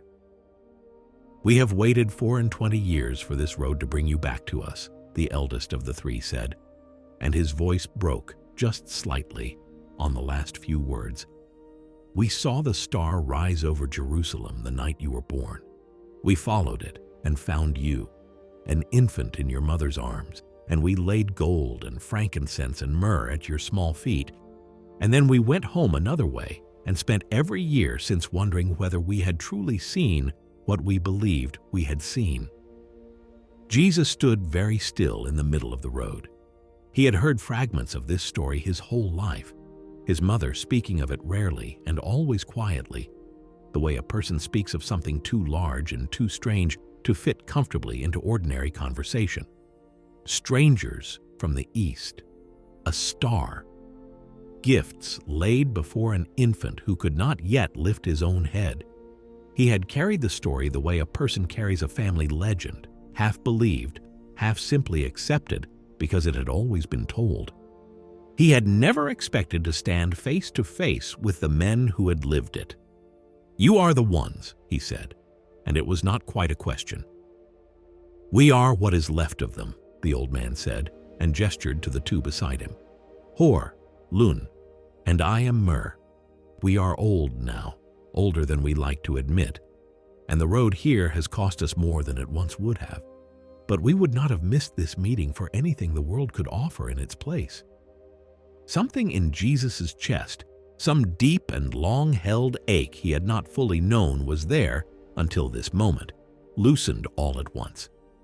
He placed the 2 eldest, Hor and Lun, upon his own beast for the remaining distance into the city, and walked beside Mare the rest of the way, and by the time they reached the Magi's home in Persepolis, he had told them the whole of it, Jagannath and Lammas, and the scourge that had driven him out, and Udraka's riverbank and the long silent months in Mengsti's library, and the child in lay whose color had returned before his own words had finished leaving his mouth. Hor and Lun said almost nothing through the telling. They only looked up toward the sky from time to time, tears standing openly in their old eyes, praising God in the silence of their own hearts in a way that needed no words at all. 3 other masters were waiting at the house when they arrived. Caspar, Zara, and Melzone, wise men of the Magian land who had heard, by whatever means such men always seem to hear such things, that the child of the star was finally coming home to them, a grown man. Caspar, eldest and wisest of the 3, studied Jesus for a long moment upon their meeting, the way a man studies something he has spent a whole lifetime only imagining. That evening, the 7 of them, the 3 original Magi, and the 3 Persian masters, and Jesus himself among them, sat together in the council hall and did not speak at all.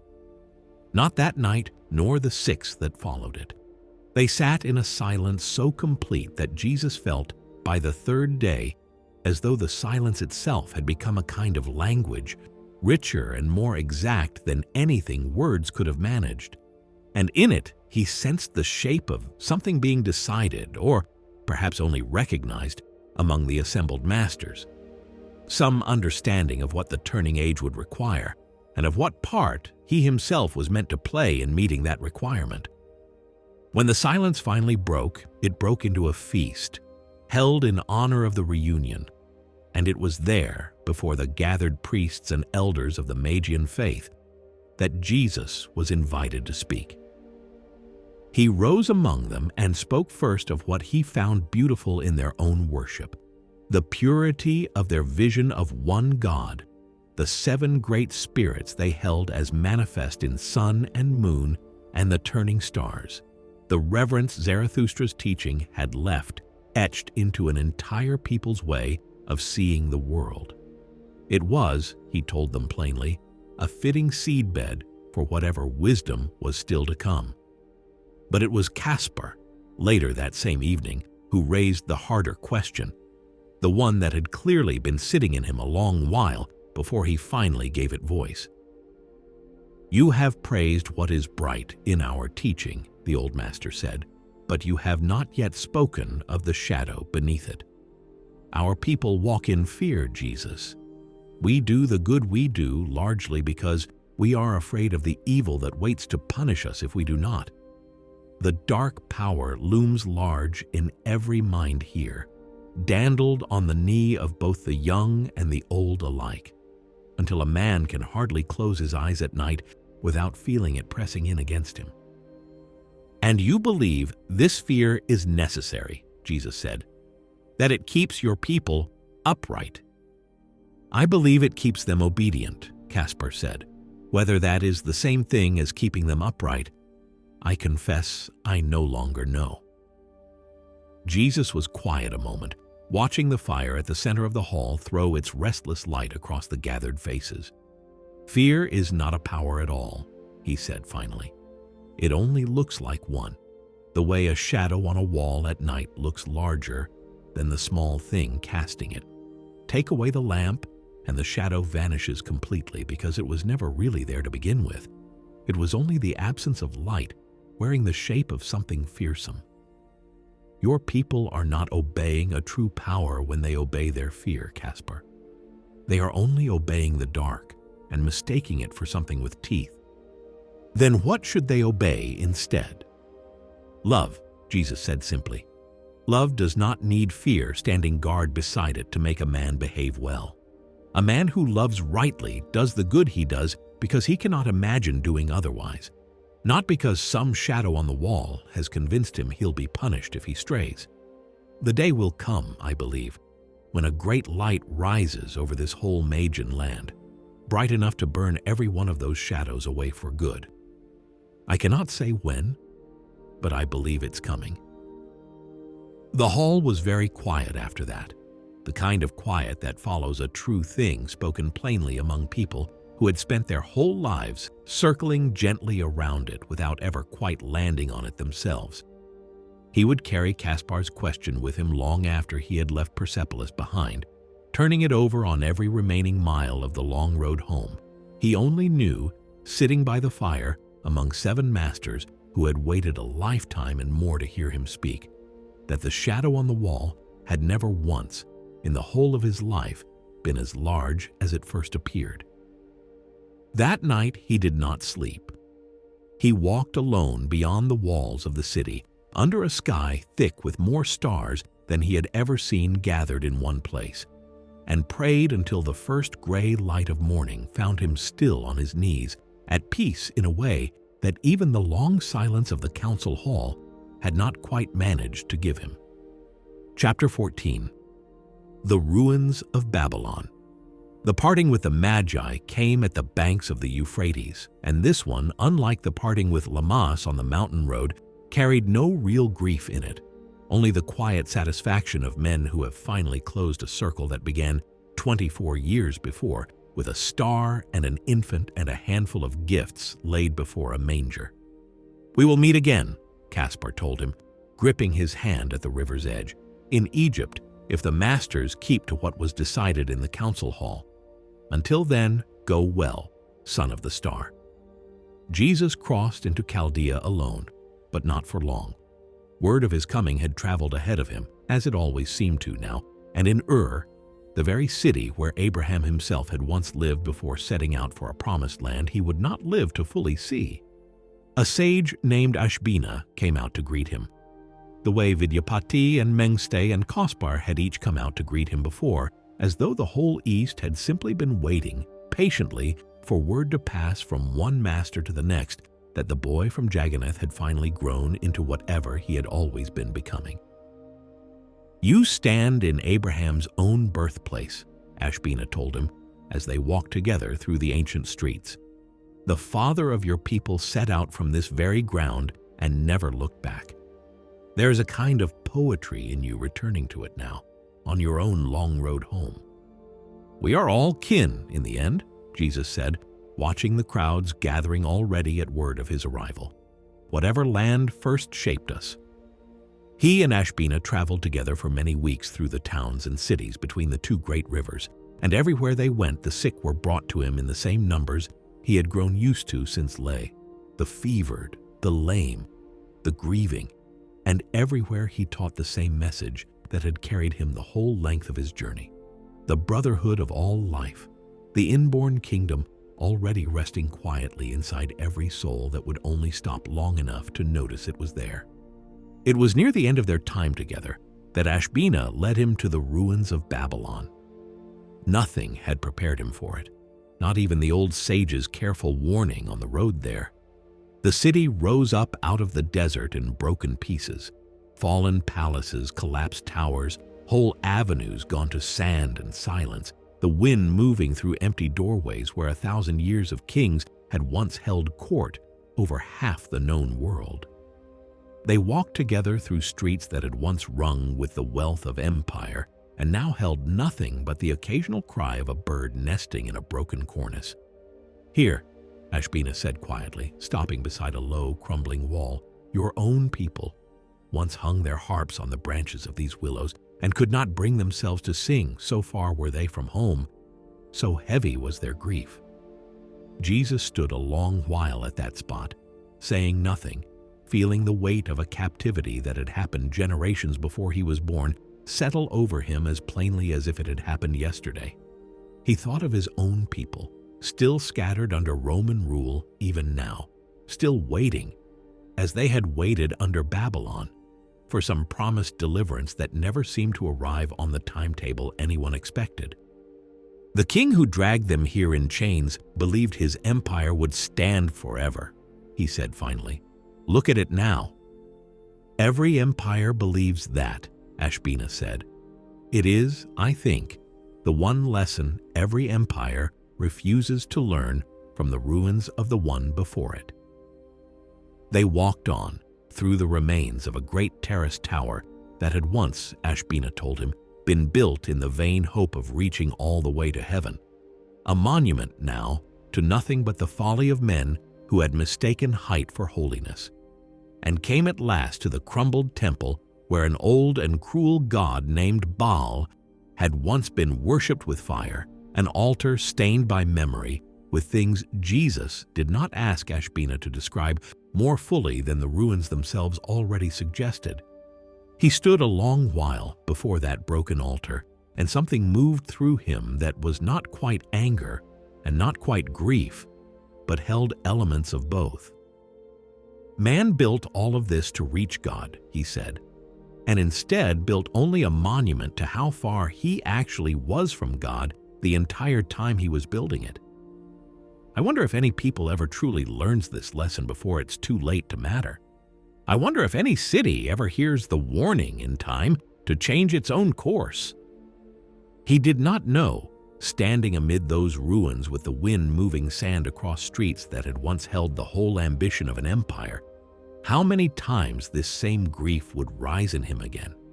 How he would stand one day on a hillside above a different city entirely, a city he loved the way a man loves his own home, and weep over what he could already see coming for it, wishing with his whole heart that its people would gather themselves the way a mother hen gathers her chicks before the hour of danger arrived, knowing even as he wished it that they would not, any more than Babylon's kings had gathered themselves in time to save what they built. Ruin was not a thing that only happened to the wicked, he understood now, walking among these fallen stones. It was a thing that happened to anyone, however chosen, however beloved, who mistook their own height for safety and forgot to keep watch. He and Ashbina remained together 7 days more after that, mostly in a silence not unlike the one he had shared with the Magi in Persepolis, each man turning over in his own heart what the ruins had shown him. And when at last the time came to part, Ashbina embraced him at the city's edge the way a father embraces a son setting out on a road the father himself will never get to walk. "Where now?" the old sage asked, echoing a question that had followed Jesus across half the known world by now. From Lamas on a mountain road to Vidyapati at the foot of the high passes.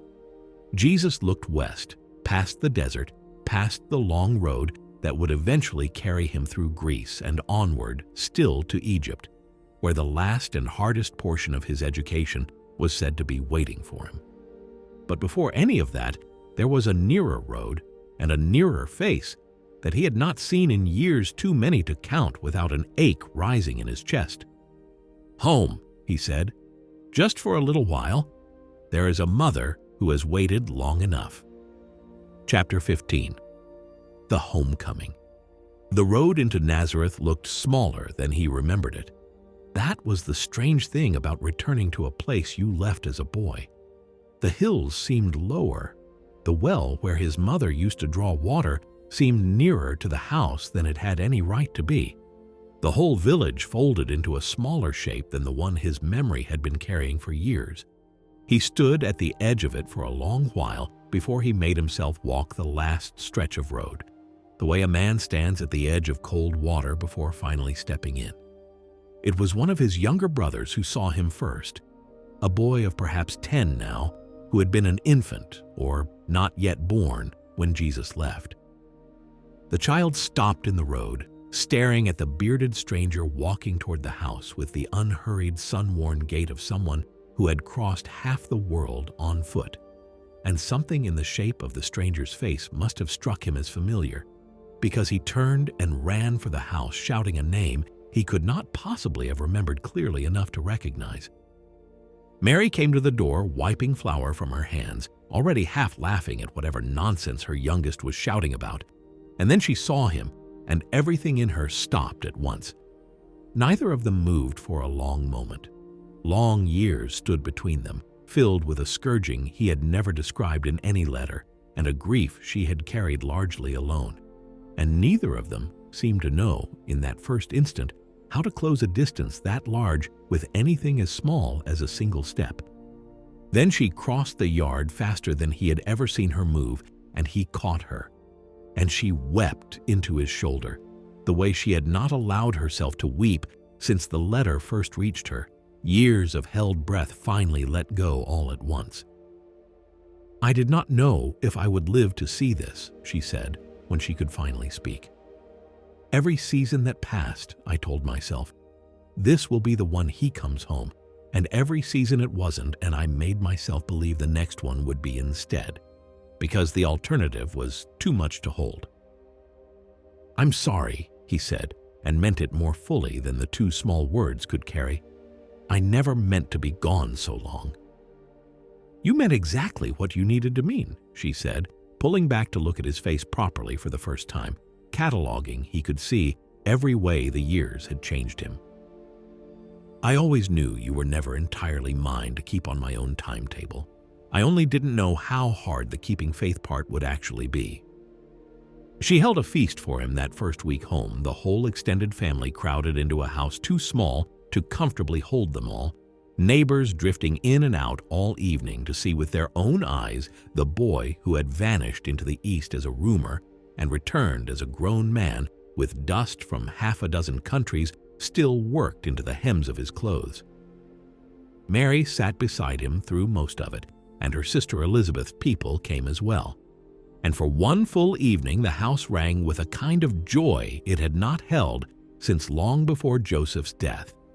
Not everyone in that crowded room shared it fully. He noticed it first in the quiet of his older brothers, standing a little apart from the celebration, watching him with expressions that were not quite unkind, but were not quite warm either.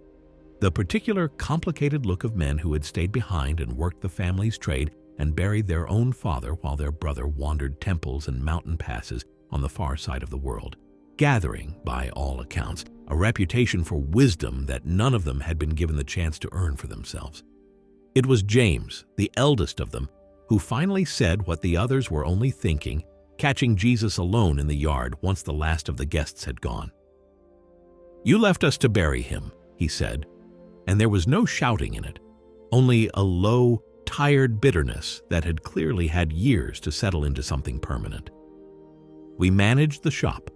We managed our mother's grief day after day while you were off in some temple learning to heal strangers. And now you come home and everyone treats you like a returning king." "I never asked to be treated like anything," Jesus said quietly. "No," James said. "You never had to ask. It simply happens around you, the way it always has since we were boys. I loved you, Jesus, I still do. But I confess I do not entirely know what to do with a brother the whole village suddenly seems to think might be more than an ordinary man." Jesus did not defend himself. He only stood with his brother in the cooling evening air and after a long silence said the only honest thing he had. "I don't know what to do with it either, James. I never asked for any of this to be true. I only followed where the road kept leading, one step at a time, the same as you followed the road that kept you here. I don't think either choice was wrong. I think we were simply asked to carry different weights." James did not answer that, and the silence between them did not fully resolve itself that night, or in the weeks that followed, a small, unhealed distance that would, Jesus already sensed, take far longer than a single homecoming to close, if it ever fully closed at all. He stayed through the turning of a full season, working again beside his brothers in the trade that had once been his father's, his hands remembering the old rhythms of wood and tool even after everything else about him had changed so completely. He told his mother, in the long evenings, the fuller version of everything the letter could never have held. Lammas and the Scourge, and Udraka's riverbank, and Mengste's silent library, and the Magi who had finally kept their promise from his infancy. She listened to all of it the way she had always listened to him, without interruption, her eyes never once leaving his face, as though she were trying to memorize this version of him carefully enough to never lose him again. But even as the season turned, he felt the old pull returning. The same current he had first felt as a boy of 13, standing in a house crowded with suitors, sensing a life closing in around him that some part of him was not yet ready to accept. "You're leaving again," Mary said one evening, before he had found the words to tell her himself. It was not an accusation, only a mother's plain and practiced ability to read her own son's face. "Not for long," he said. "There is a promise waiting for me in Egypt. The Magi and other masters besides, gathering for something none of them would fully explain to me. And Greece before that, if the road allows it. I think there is one more portion of what I was sent to learn, and I think, once I have it, I will finally be ready to come home and stay." She was quiet a long moment, and when she spoke again, her voice had steadied into something that sounded almost like acceptance, though he could tell it had cost her something to find it. "You said that once before," she said, "when you were 13 and I let you go because I understood, even then, that you were never entirely mine to hold on to. I understand it just as well now. Go then. Finish becoming whatever it is you are still becoming. Only promise me this time will truly be the last of the going." "I promise," he said, and meant it as fully as a man can mean any promise he cannot entirely see the shape of yet. He left before the next season turned, with his mother's blessing carried in him now the same way it had been carried in him the first time, years before, on a road out of this very village, older now and surer, and turned at last toward the two final legs of a journey that had already carried him further than either of them, on that first parting, could ever have imagined it would go. Chapter 16. The Oracle of the West. Greece did not receive him as a curiosity, the way some of the smaller towns along his road had. It received him as a colleague. He had crossed the sea from the port near Carmel with a hunger he had not felt so sharply since his very first weeks at Jagannath. Greek philosophy, he had heard even as a boy, held a kind of precision no other school of thought quite matched, a way of turning an idea over in careful, exacting language until every loose edge of it had been cut away.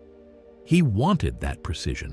He had spent years now gathering wisdom in 100 different tongues, and something in him suspected the Greeks might teach him how to say it all more plainly. He was met almost as soon as he set foot in Athens by a master named Apollo, known throughout the Grecian world as defender of the oracle, a philosopher whose reputation had traveled even to the ears of merchants passing through Chaldea and Persia. "We had word you were coming," Apollo told him, with the easy warmth of a man greeting an old and long-anticipated friend rather than a stranger. "Athens does not often get visitors who arrive already carrying a reputation of their own. Come, there is more here for you than I think you realize." Apollo opened every door the city held. He walked Jesus through the Areopagus, where the wisest masters of Greece gathered daily to argue points of logic and ethics with an intensity Jesus had not encountered even among the priests of Jagannath. And for many days, Jesus simply listened, the way he had once simply listened as a boy of 13, letting the shape of Grecian thought settle into him before he ever tried to answer it. But it did not take long before the masters themselves began asking him to speak. He was given the amphitheater one clear afternoon at Apollo's invitation and stood before the gathered philosophers of Athens the way he had once stood before the priests of Jagannath and the crowds at Katuk, unhurried, unafraid, entirely certain of what he had come to say. "Masters of Athens, hear me," he began. "Long before your city rose from these hills, men wise in the deeper laws of the earth already understood something about the ground beneath your feet. There are places on this earth where the world's own hidden currents rise up to meet the currents that pour down from above it. Places where, if a soul is quiet enough to notice, understanding seems to gather more thickly than anywhere else. This ground is one of them. It is no accident, I think, that so many of your poets and thinkers and builders were born and shaped on this particular soil. You were planted in fertile ground long before any of you had the wisdom to appreciate it." A murmur of interest moved through the gathered masters, not disagreement, but the alert, attentive quiet of men recognizing a compliment paid with real precision rather than flattery. "But I did not come here only to praise your soil," he went on. "I came because I believe you already sense something true that your philosophy has not yet found the full words for. Every one of you carries, somewhere beneath the reach of ordinary thought, a spirit consciousness that has been asleep since before you were born, not absent, only sleeping, waiting for the holy breath of God to be welcomed in and given room to wake it. That breath is patient. It knocks at the door of every single soul in this amphitheater today, but it does not force the door. It cannot enter until the will of the man on the other side of it chooses, freely, to throw the door open." He paused, letting that settle over them. "This is the one piece your philosophy has been circling without quite landing on," he said. "You have built magnificent arguments for what a virtuous life looks like from the outside. But virtue built only from the outside eventually tires a man, the way carrying a heavy stone eventually tires his arms, however nobly he carries it. The door I am speaking of changes that. Once it is opened, a man is no longer carrying virtue as a burden imposed from without. He is simply expressing effortlessly what the awakened spirit within him has become. The stone becomes light because it is no longer a stone at all. It has become the very shape of the man who once strained to carry it." The amphitheater held its silence for a long moment after he finished. The particular weighted silence Jesus had come to recognize by now, as the sound truth makes when it lands somewhere a listener was not fully prepared for it. Apollo, standing near the front, was the first to speak. "I have led debates in this amphitheater for 30 years, he said quietly, "and I do not think I have ever heard our own philosophy handed back to us so completely transformed. You have not argued against anything we believe, teacher. You have simply shown us the door we have been standing in front of the whole time, arguing about its hinges without ever once reaching for the handle." Jesus smiled at that, the first true smile he had allowed himself since stepping into the amphitheater. "I did not come to argue against Greece," he said. "I came because I believe Greece already has the sharpest words in the world for saying true things plainly. I only wanted to offer you one more true thing worth saying." In the days that followed, the masters of Athens received him the way Mengsté's temple had once received him after months of proving himself worthy of it. Not as a curiosity passing through, but as one of their own, invited now to sit among the Areopagus, not merely to listen, but to be listened to in turn. Apollo, more than any of them, could not seem to keep away from him. He sought Jesus out each evening as the debates ended, walking with him along the shore where the sea met the base of the city, asking question after question with the restless hunger of a man who had spent his whole life believing he had already found the edges of what could be known, and was only now discovering how much further the territory actually stretched. "There is something I have wanted to ask you since the first day you stood in that amphitheater," Apollo said on one such evening, as the sun went down red and heavy over the water. "You spoke of a door and a will and a breath waiting patiently outside it. I confess something in me recognized the shape of what you described, though I could not have named it myself before you gave me the words. Where does a man such as yourself get the certainty to speak so plainly of things the rest of us have only ever managed to gesture toward?" Jesus was quiet a moment, watching the last light go out over the sea.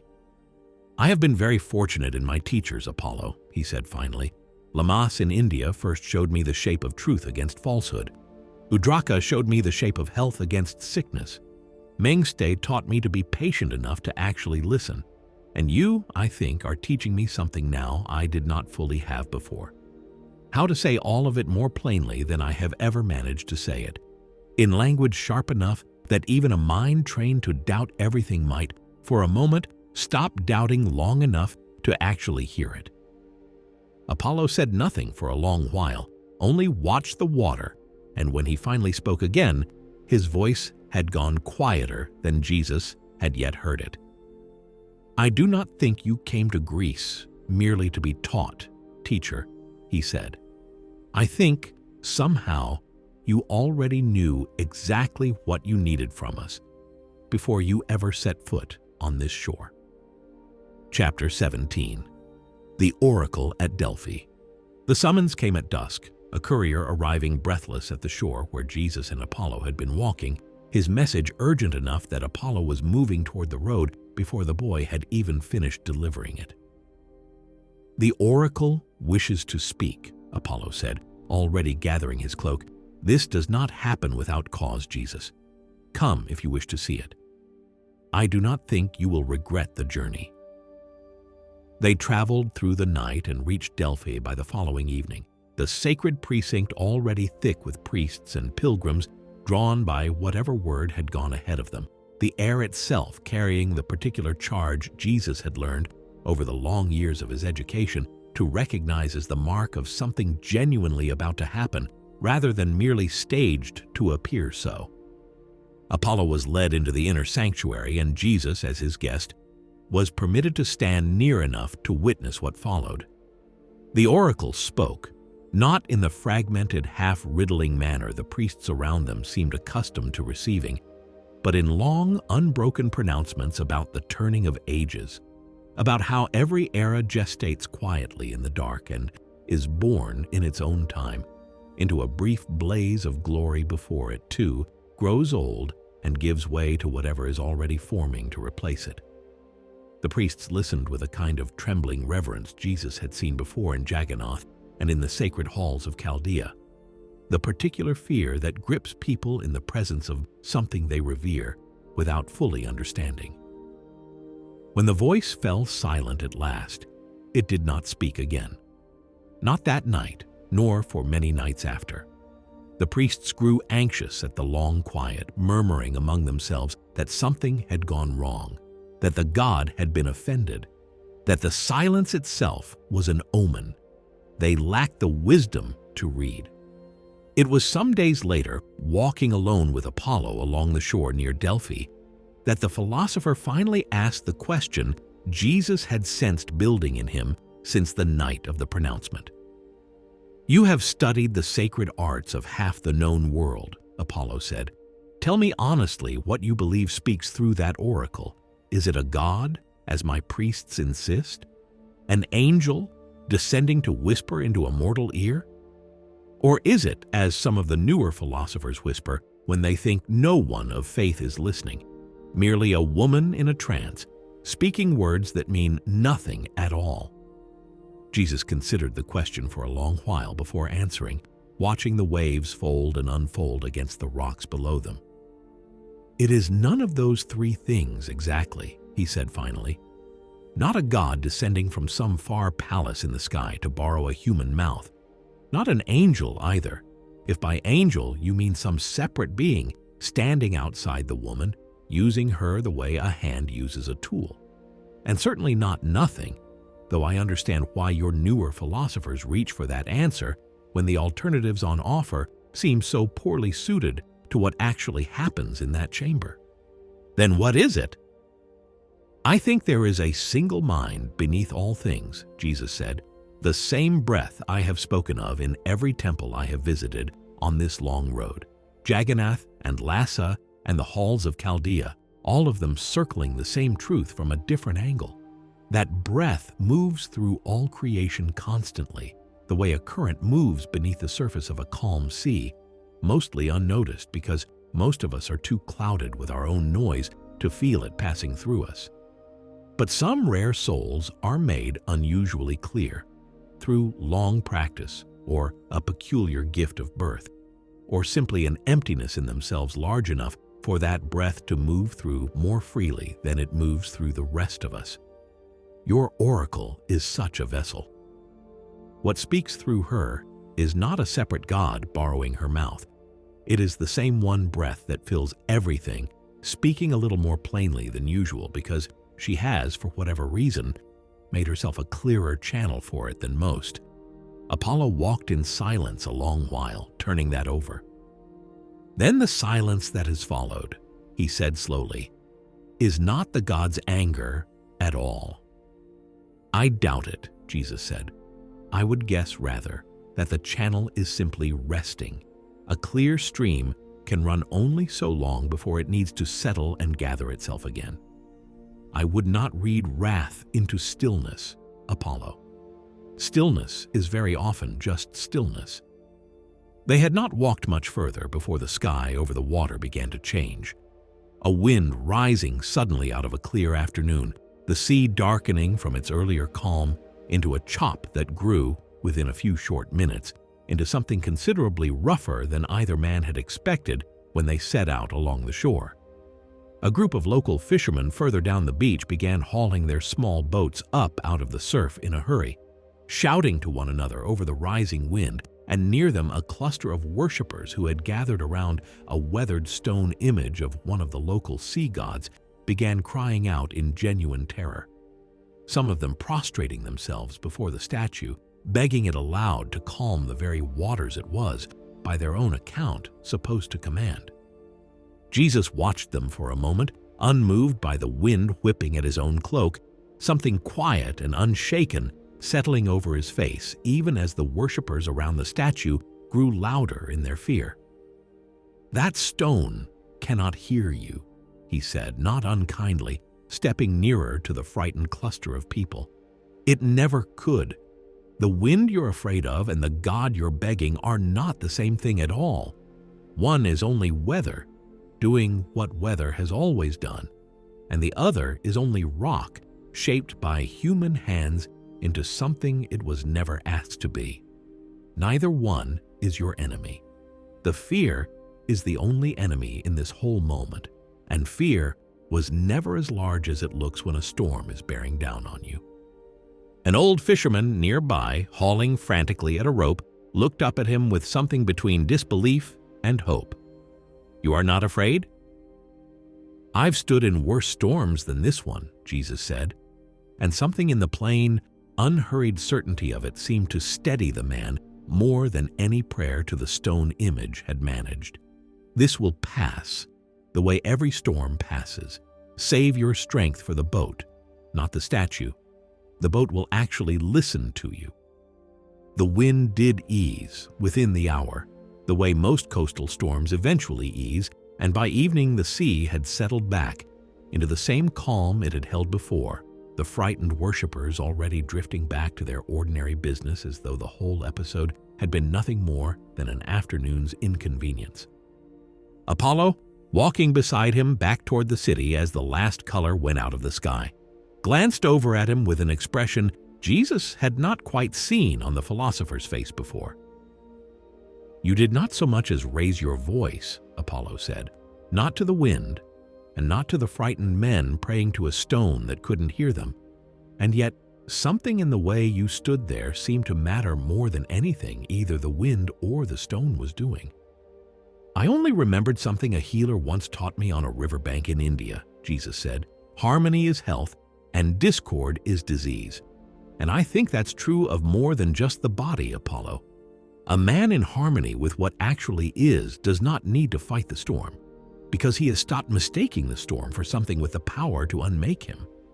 Most fear, when you look closely enough at it, turns out to be exactly that kind of mistake." He did not know, walking that quiet shore beside a Greek philosopher who had just watched him meet a storm without flinching, how many years it would be before he stood in a very different boat, on a very different sea, and spoke those same words aloud to men who trusted him with their lives and, still in their fear, forgot for a moment who was in the boat with them. He only knew that evening in Greece that some lesson in him had finally settled deep enough into his bones that even the sea itself no longer had the power to move him. His time in Greece was drawing to its close.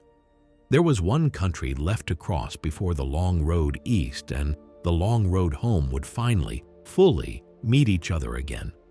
The oldest country of all, where the last and hardest portion of his becoming was said to be waiting for him behind walls even older than Jagannath's. Egypt. Chapter 18. The Temple of the Mysteries. Egypt received him first with familiar faces, and only afterward with the strangeness he had expected. He came ashore and went straight inland to the city of Zoan, where two aged teachers named Elihu and Salome had once, a quarter-century before, taught a young unmarried girl named Mary everything they knew of the sacred sciences, in the very years before that girl became his mother. He had heard their names all his life, the way a child hears the names of people who shaped his parents before he himself existed, familiar and yet strange to finally meet in the flesh. They wept when they saw him. Not the polite tears of formal greeting, but the full, open weeping of two old people who had helped raise the mother of a child they had been told, decades before, would come to mean something enormous to the world, and who had waited the whole of their remaining lives simply to see whether the promise would hold. "The last time either of us laid eyes on you," Salome said, holding his face in both her hands the way his own mother once had, "you were an infant asleep in your mother's arms, not yet old enough to lift your own head. Now look at you, a man grown strong on the roads of half the world." He stayed with them many days, telling them the whole of his journey, Jagannath and the scourge, Udraka's riverbank, the silent library in Lhasa, the Magi kept waiting 24 years for their reunion, the ruins of Babylon, Apollo, and the storm at Delphi, and the two old teachers listened.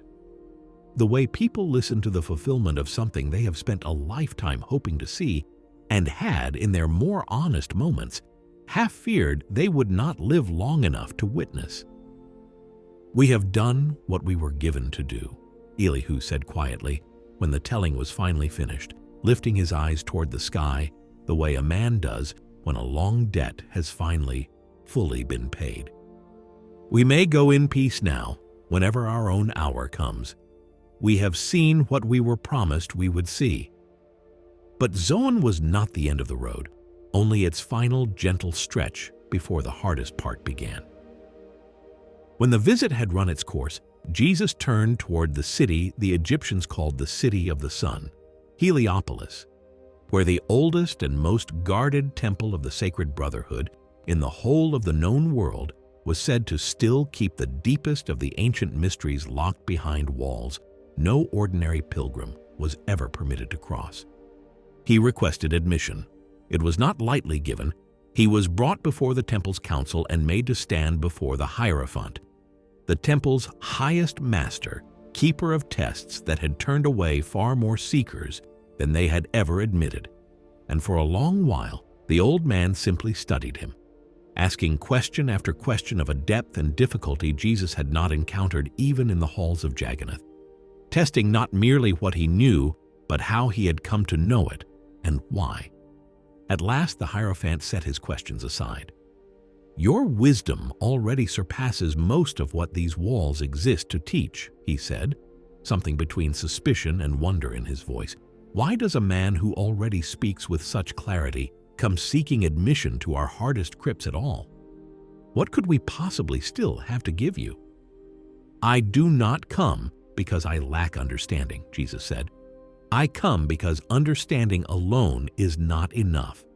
I want to walk every road a man can walk and sit in every hall of learning any man has ever sat in, and climb to whatever height any man has ever climbed to. Not for my own sake, but so that whatever grief or trial or temptation any brother of mine might one day carry, I will already have carried something of my own that lets me stand beside him rather than merely above him. Give me your hardest tests. I did not come here hoping for an easy road." The Hierophant studied him a long moment more, and then slowly inclined his head. "Then you shall have exactly what you asked for," he said. "Few men who enter these deeper crypts asking for hardship in earnest ever regret having asked. Fewer still finish what they began." He was given a mystic name that first night, recorded in the temple's own book of record. A name built from the symbol of the circle, standing for the whole of a completed man, and the number 7 standing for the fullness of time itself. And told that this new name, and not the one his mother had given him at birth, was the only name the temple's deeper halls would answer to from that point forward. It was on the second night, alone in the small stone cell where new initiates were made to wait before their first true test, that the temptation came. A man came to him in the dark, claiming brotherhood, claiming concern, his voice pitched low and urgent in the particular register of someone convinced he was doing a kindness. He warned Jesus that the priests of this temple were jealous of the reputation that had followed him all the way from Judea, and that they intended to see him trapped here for the rest of his days, bound to temple servitude and never again permitted to walk free among the ordinary world he had crossed so much of the earth to serve. The only way out, the stranger said, was deception. To tell the priests exactly what they wished to hear, to convince them he intended to remain forever, to win their trust falsely, and then, once every secret worth having had been extracted, slip away by some hidden passage the stranger claimed to know. Jesus sat with the offer for only as long as courtesy required before he answered, "You would have me lie to men who have opened their oldest and most guarded halls to a stranger," he said, "in order to steal from them what they have not yet freely chosen to give. Is this the brotherhood you claim to offer me? A lesson in deceit, delivered in the dark, in the very temple where I came hoping to learn the opposite?" "It is only what survival sometimes requires," the stranger said. "My Father has no use for deceit," Jesus said, and there was no anger in his voice, only a plain and total finality. the same certainty that had once stood firm in the great hall of Jagannath, while a scourge waited for him at the gate. Whatever I said to the Hierophant, I said in earnest, and I will not now unsay it in secret merely because the honest road might prove harder than the crooked one. I would rather remain within these walls for the whole of my life, exactly as long as they choose to keep me, than walk free tonight, carrying a lie I told to purchase my own freedom. What I have said, I have said.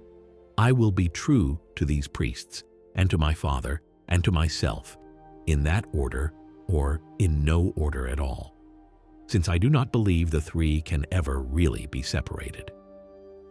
The stranger did not answer.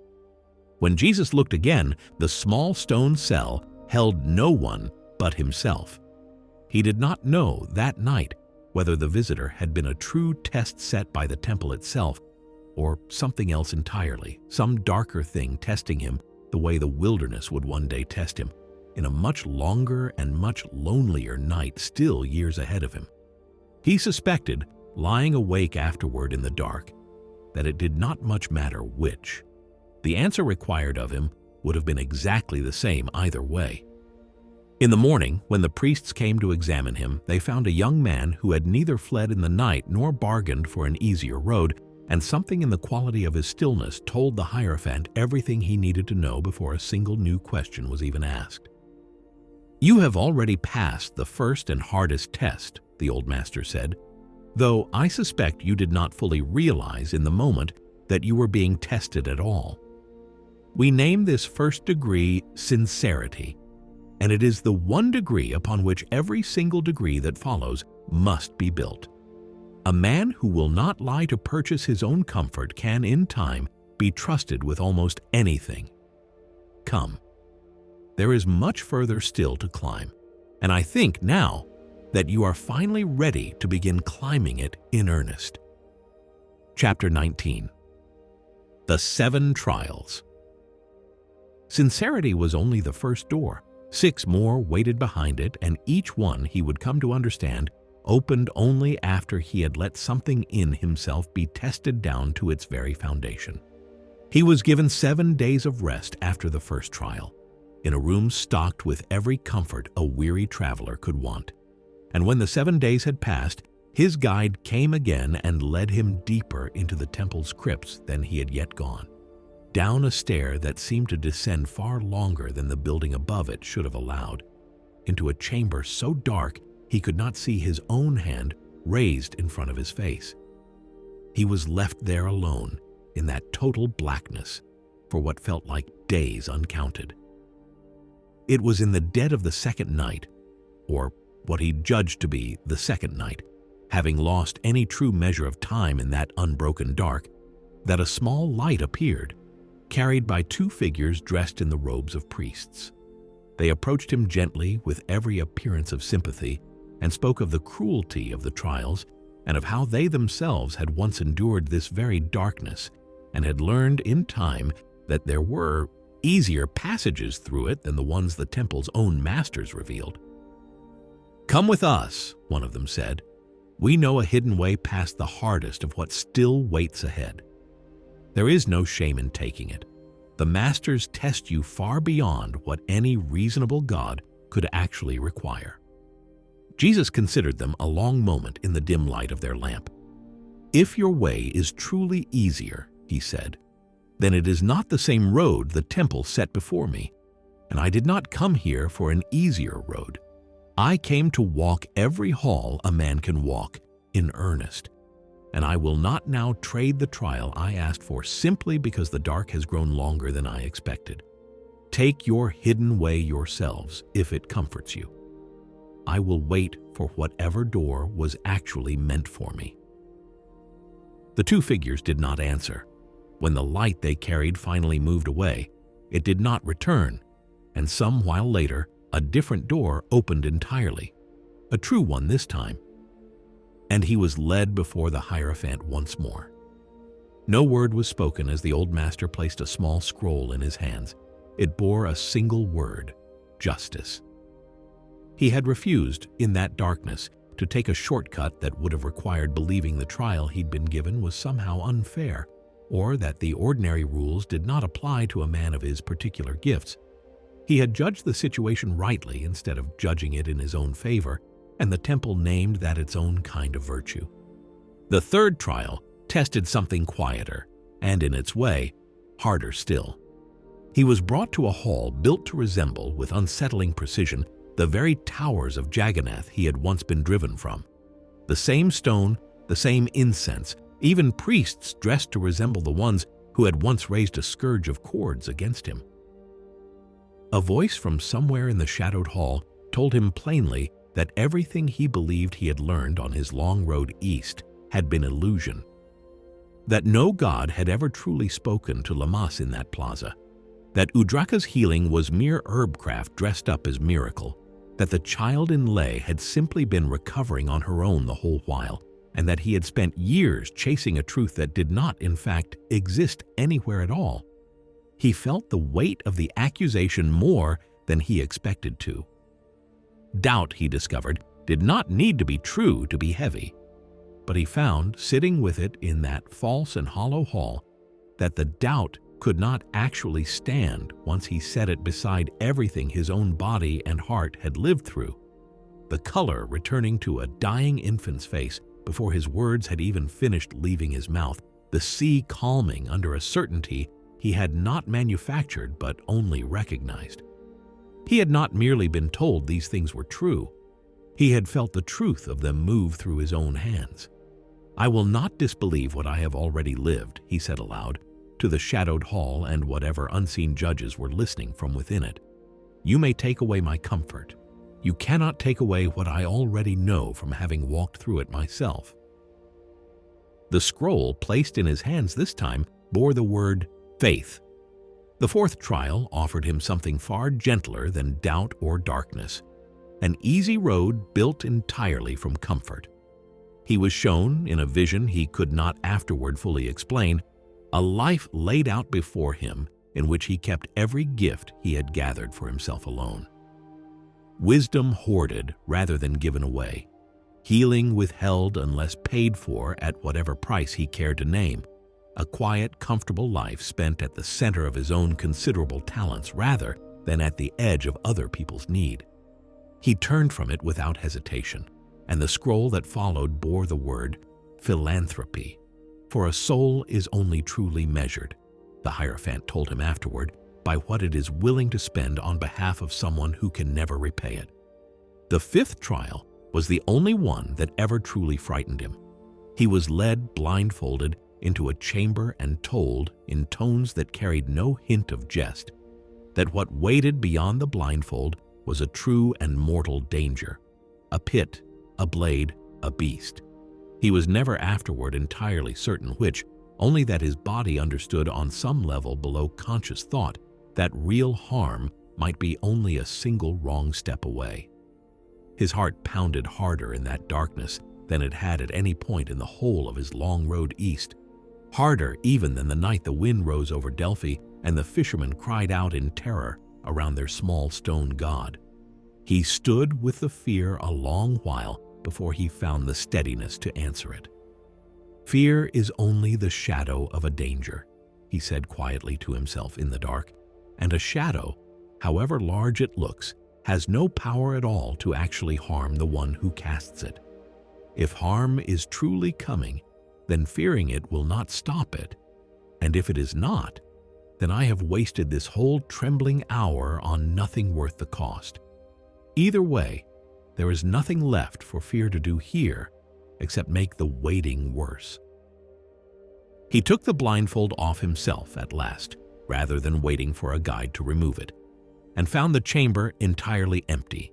No pit, no blade, no beast, only bare stone and a single lamp burning low in the corner. The scroll they gave him afterward bore the word heroism, and the Hierophant told him, with something almost like tenderness, that the bravest men were rarely the ones who felt no fear at all, but the ones who felt it completely and chose to move forward regardless. The sixth trial was the longest, and the one he would speak of least in all the years that followed. He was shown, this time, not comfort or doubt or danger, but grief. A vision, vivid enough to feel entirely real while it lasted, of every person he had ever loved turning from him, one by one, Lamas denying the friendship, his own mother weeping that she wished she had never let him leave her doorway at 13, the Sudras of Jagannath forgetting his name entirely within a single generation. Every gift he had given returned to him in the vision, as though it had never mattered to anyone at all. He wept through the whole of it, and did not try to stop himself from weeping, understanding somewhere beneath the grief itself that this trial was not asking him to feel nothing. It was asking him whether he would go on loving, even if love was never once returned to him in kind, whether the giving itself was worth doing, regardless of what came back. "I would do it all again," he said, when the vision finally released him, his voice raw and unsteady in a way none of the previous trials had left it. "Even if not one person I have ever loved remembered my name by the time I was through. I did not go east to be loved in return for it. I went to give whatever I was given to give, and I would give it again, exactly the same, even knowing now what it might cost." The scroll they placed in his trembling hands that final time bore 2 words together, larger than all the others had been: love divine. 6 scrolls now lay folded in the small chest beside his sleeping mat. Sincerity, justice, faith, philanthropy, heroism, love divine. And though his body ached in ways he could not entirely name, from trials that had tested muscle and mind and heart in equal measure, something in him had also grown unmistakably lighter with each one passed, the way a man grows lighter the fewer illusions he still has left to carry. The Hierophant came to him himself on the evening the 6th scroll was given and studied him for a long while with an expression Jesus had not yet seen on the old master's face across all the months of trial. "There is one chamber left," the Hierophant said at last quietly. "It is the hardest of them all, and the temple does not lead every initiate to its door. Only the very few we believe are ready to walk through it and return again on the other side. I believe you are ready, though I confess I have said that of very few men in my long years in this office." "What is this final chamber called?" Jesus asked. The old master's face, for the first time since Jesus had entered these walls, showed something that looked almost like reverence. "We call it the Chamber of the Dead," he said. "Come, it is time." Chapter 20. The Chamber of the Dead. 6 scrolls were not the end of his testing. They were only its preparation. The Hierophant took him, in the weeks that followed, into a kind of study none of the earlier trials had required. Not a test now, but an apprenticeship, the old master teaching him himself, privately, the deepest of Egypt's guarded knowledge concerning life and death and whatever lay in the vast unmeasured country beyond both. Jesus absorbed it the way he had once absorbed the Vedas at Jagannath, quickly, and yet with a stillness that made the Hierophant pause more than once mid-lesson, simply to look at him. When the private teaching was finished, there remained only the final chamber. The one the temple did not open to every initiate, the one called, plainly and without softening, the Chamber of the Dead. It was, he learned, the room where the temple's priests performed the ancient work of preserving the bodies of the dead against decay. And it was here, among the rapt and the waiting, that the last and hardest of his trials would be worked out, not through darkness or doubt or manufactured danger this time, but through grief itself, offered to him in its rawest, most ordinary form. The first to be carried through the chamber's doors was a widow's only son. She followed the bearers with a grief so total it seemed to have hollowed something out of her physical bearing. Her whole body bent under a weight no one standing near her could help carry. Jesus knelt beside her as the carrier set the body down, and though every instinct in the watching priests expected him to offer the practiced condolences temple visitors were accustomed to receiving, he did something else instead. "Dry your tears, good woman," he said gently. "You are grieving over an empty house. Your son is not in it any longer." She looked at him, startled out of her weeping for just a moment by the plainness of it.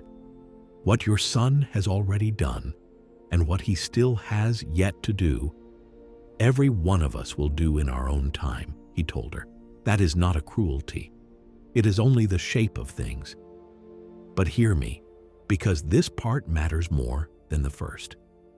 If you hold your grief too tightly and give it too much room to grow, it will not stay the same size.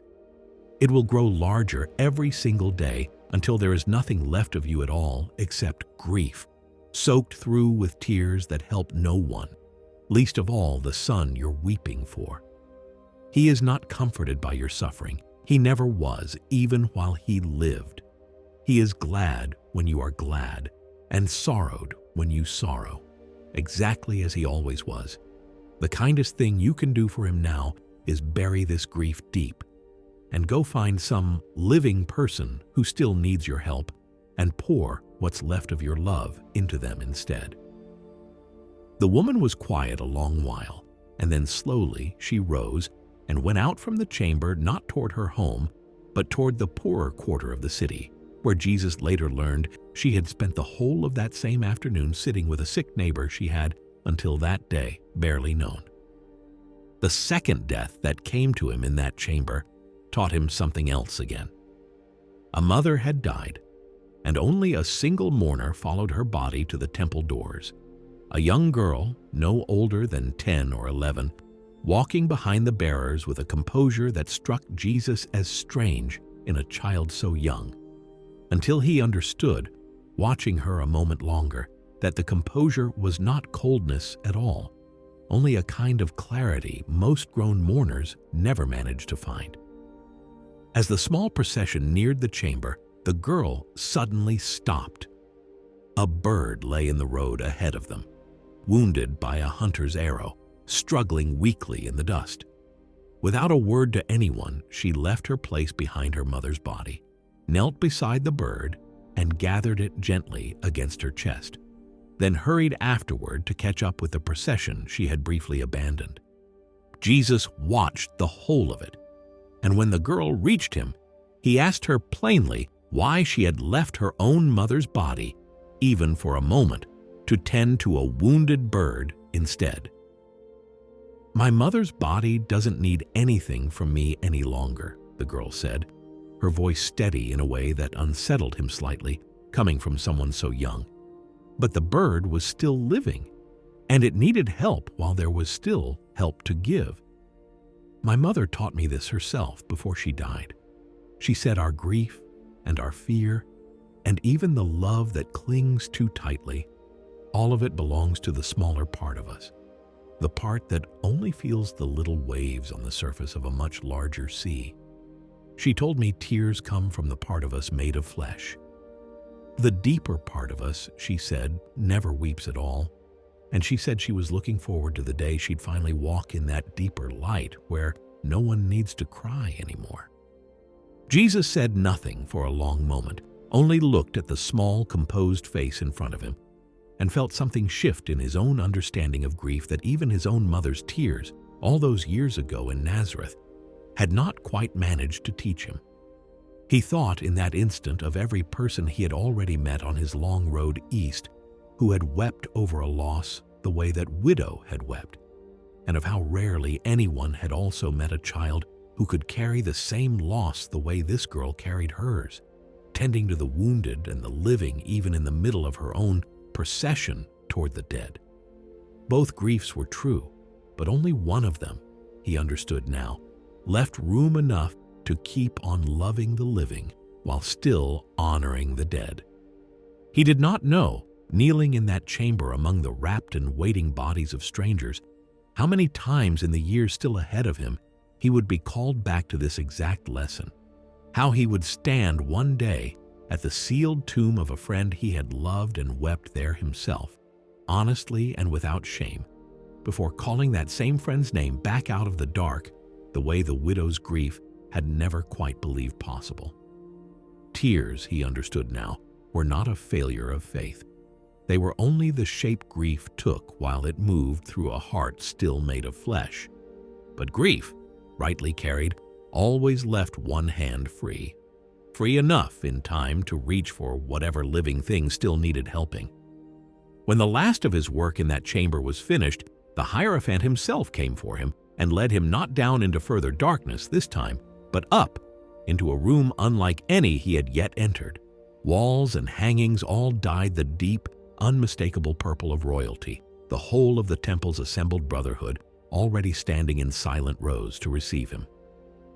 "This is a day the whole of Israel will one day come to understand as its own," the Hierophant said, his old voice carrying clearly through the hushed room. 6 times you have stood before the bar of judgment in these halls, and 6 times you have been given the highest honor these walls know how to offer. There remains only the 7th, and the greatest of them all." He lifted a robe of the same deep purple and settled it over Jesus' shoulders with his own hands, and then reached for something smaller, wrought and gleaming, and placed it with a gentleness that seemed to carry the whole weight of the temple's long history behind it, upon Jesus' brow. Before this assembly, and before whatever greater assembly watches over it, from realms our own eyes cannot see, the old master said, "I name you what you have already, through your own labor made yourself to be. You are the Christ." No one in the room spoke for a long moment afterward. Jesus stood beneath the weight of the purple robe and the small crown he had not asked for and had not, in any ordinary sense, sought after, feeling less like a man who had won some great prize and more like a man who had simply, at long last, been handed back something that had always quietly belonged to him, waiting patiently through every temple, every riverbank, every mountain pass, for him to finish the long work of growing large enough to hold it. He thought, standing there, of Lammas in a plaza at Jagannath, and Udraka on a riverbank at Benares, and Mengste in a silent library at the roof of the world, and Caspar beside a fire in Persia, and Apollo on a wind-torn shore in Greece, every one of them, in their own tongue, describing some small piece of the very thing this old Egyptian master had just named aloud in a single word. He understood at last, standing in that purple room with a crown he had not sought resting strangely and rightly on his brow, that the long road east had never really been a road toward becoming something he was not. It had only ever been the long, slow work of remembering what he already, from the very beginning, had always been. Chapter 21. The Council of the Sages and the Road Home. The invitation reached him within days of the crowning, carried by a messenger who seemed to have been waiting only for that exact moment to arrive. Every age, the message explained, produces 7 sages who rise, almost without the world noticing how, to speak for the deepest wisdom of their own time and place. And when one age gives way to the next, those 7 are called together to take the measure of what has changed and to lay down whatever guidance the coming age will most need.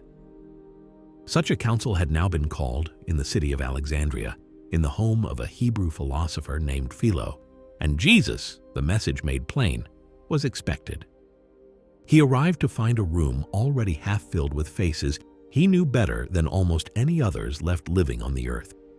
Mengste had come the whole way from Lhasa, older now than when Jesus had last sat in his silent library, but his eyes, when they found Jesus across the room, held the same unhurried stillness they always had. Vidyapati had traveled up from the foothills where he had first sent Jesus toward the roof of the world. Caspar had come from Persia, and beside him, unmistakably, Ashbina from the ruins and rivers of Chaldea. And there, near the window, deep in conversation with a dignified Hebrew scholar Jesus took to be their host, stood Apollo, who broke off mid-sentence the moment he recognized the newcomer in the doorway and crossed the room in 3 long strides to embrace him. "I did not think we would meet again so soon," Apollo said, holding him by both shoulders and studying his face the way a man studies a friend he has genuinely missed. "Though something in me suspected the road would bring us back together, before either of us grew too old to make the journey. One by one, the others came to him.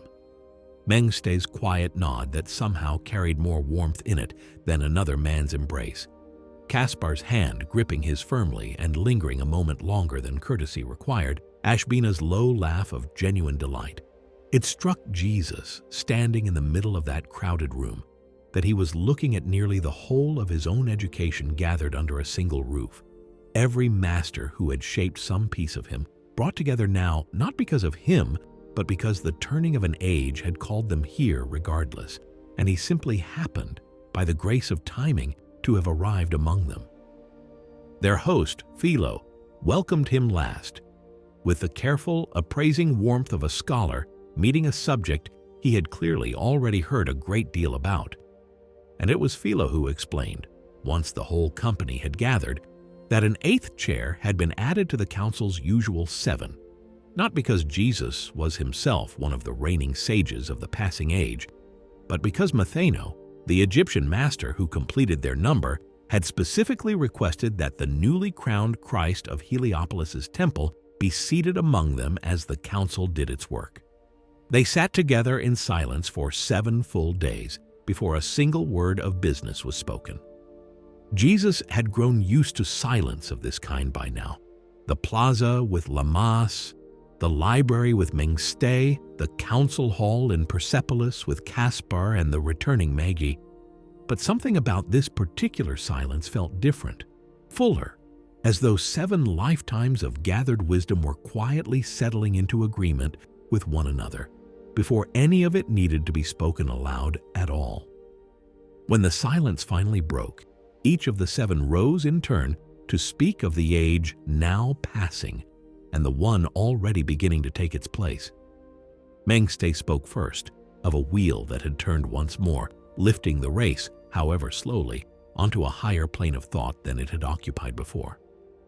Vidyapati spoke of India and of a caste system he had watched over his own long lifetime begin to show its first true cracks. Kaspar spoke of Persia's fear, the very fear he and Jesus had once discussed beside a fire in Persepolis, and of his hope that the light Jesus had promised him that night might truly be close at hand. Ashbina spoke of Assyria's ruins, still teaching their old lesson to anyone patient enough to walk among them.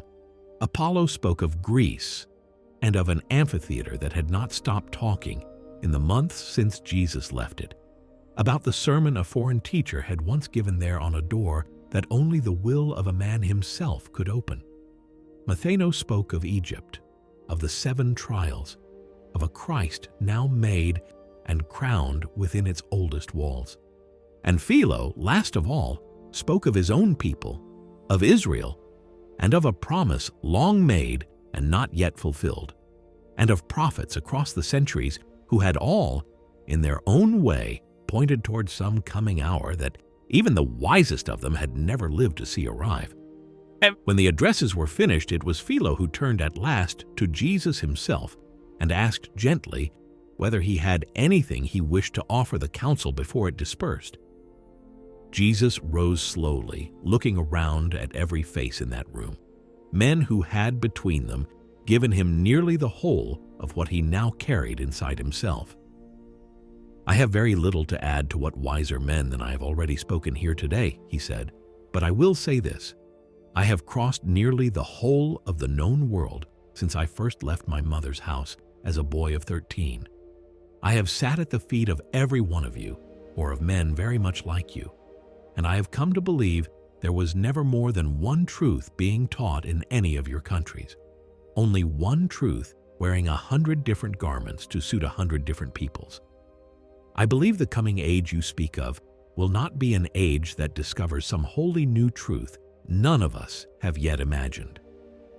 I believe it will simply be the age in which enough people, in enough places, finally recognize the one truth we have each, in our own tongue, been trying to describe all along."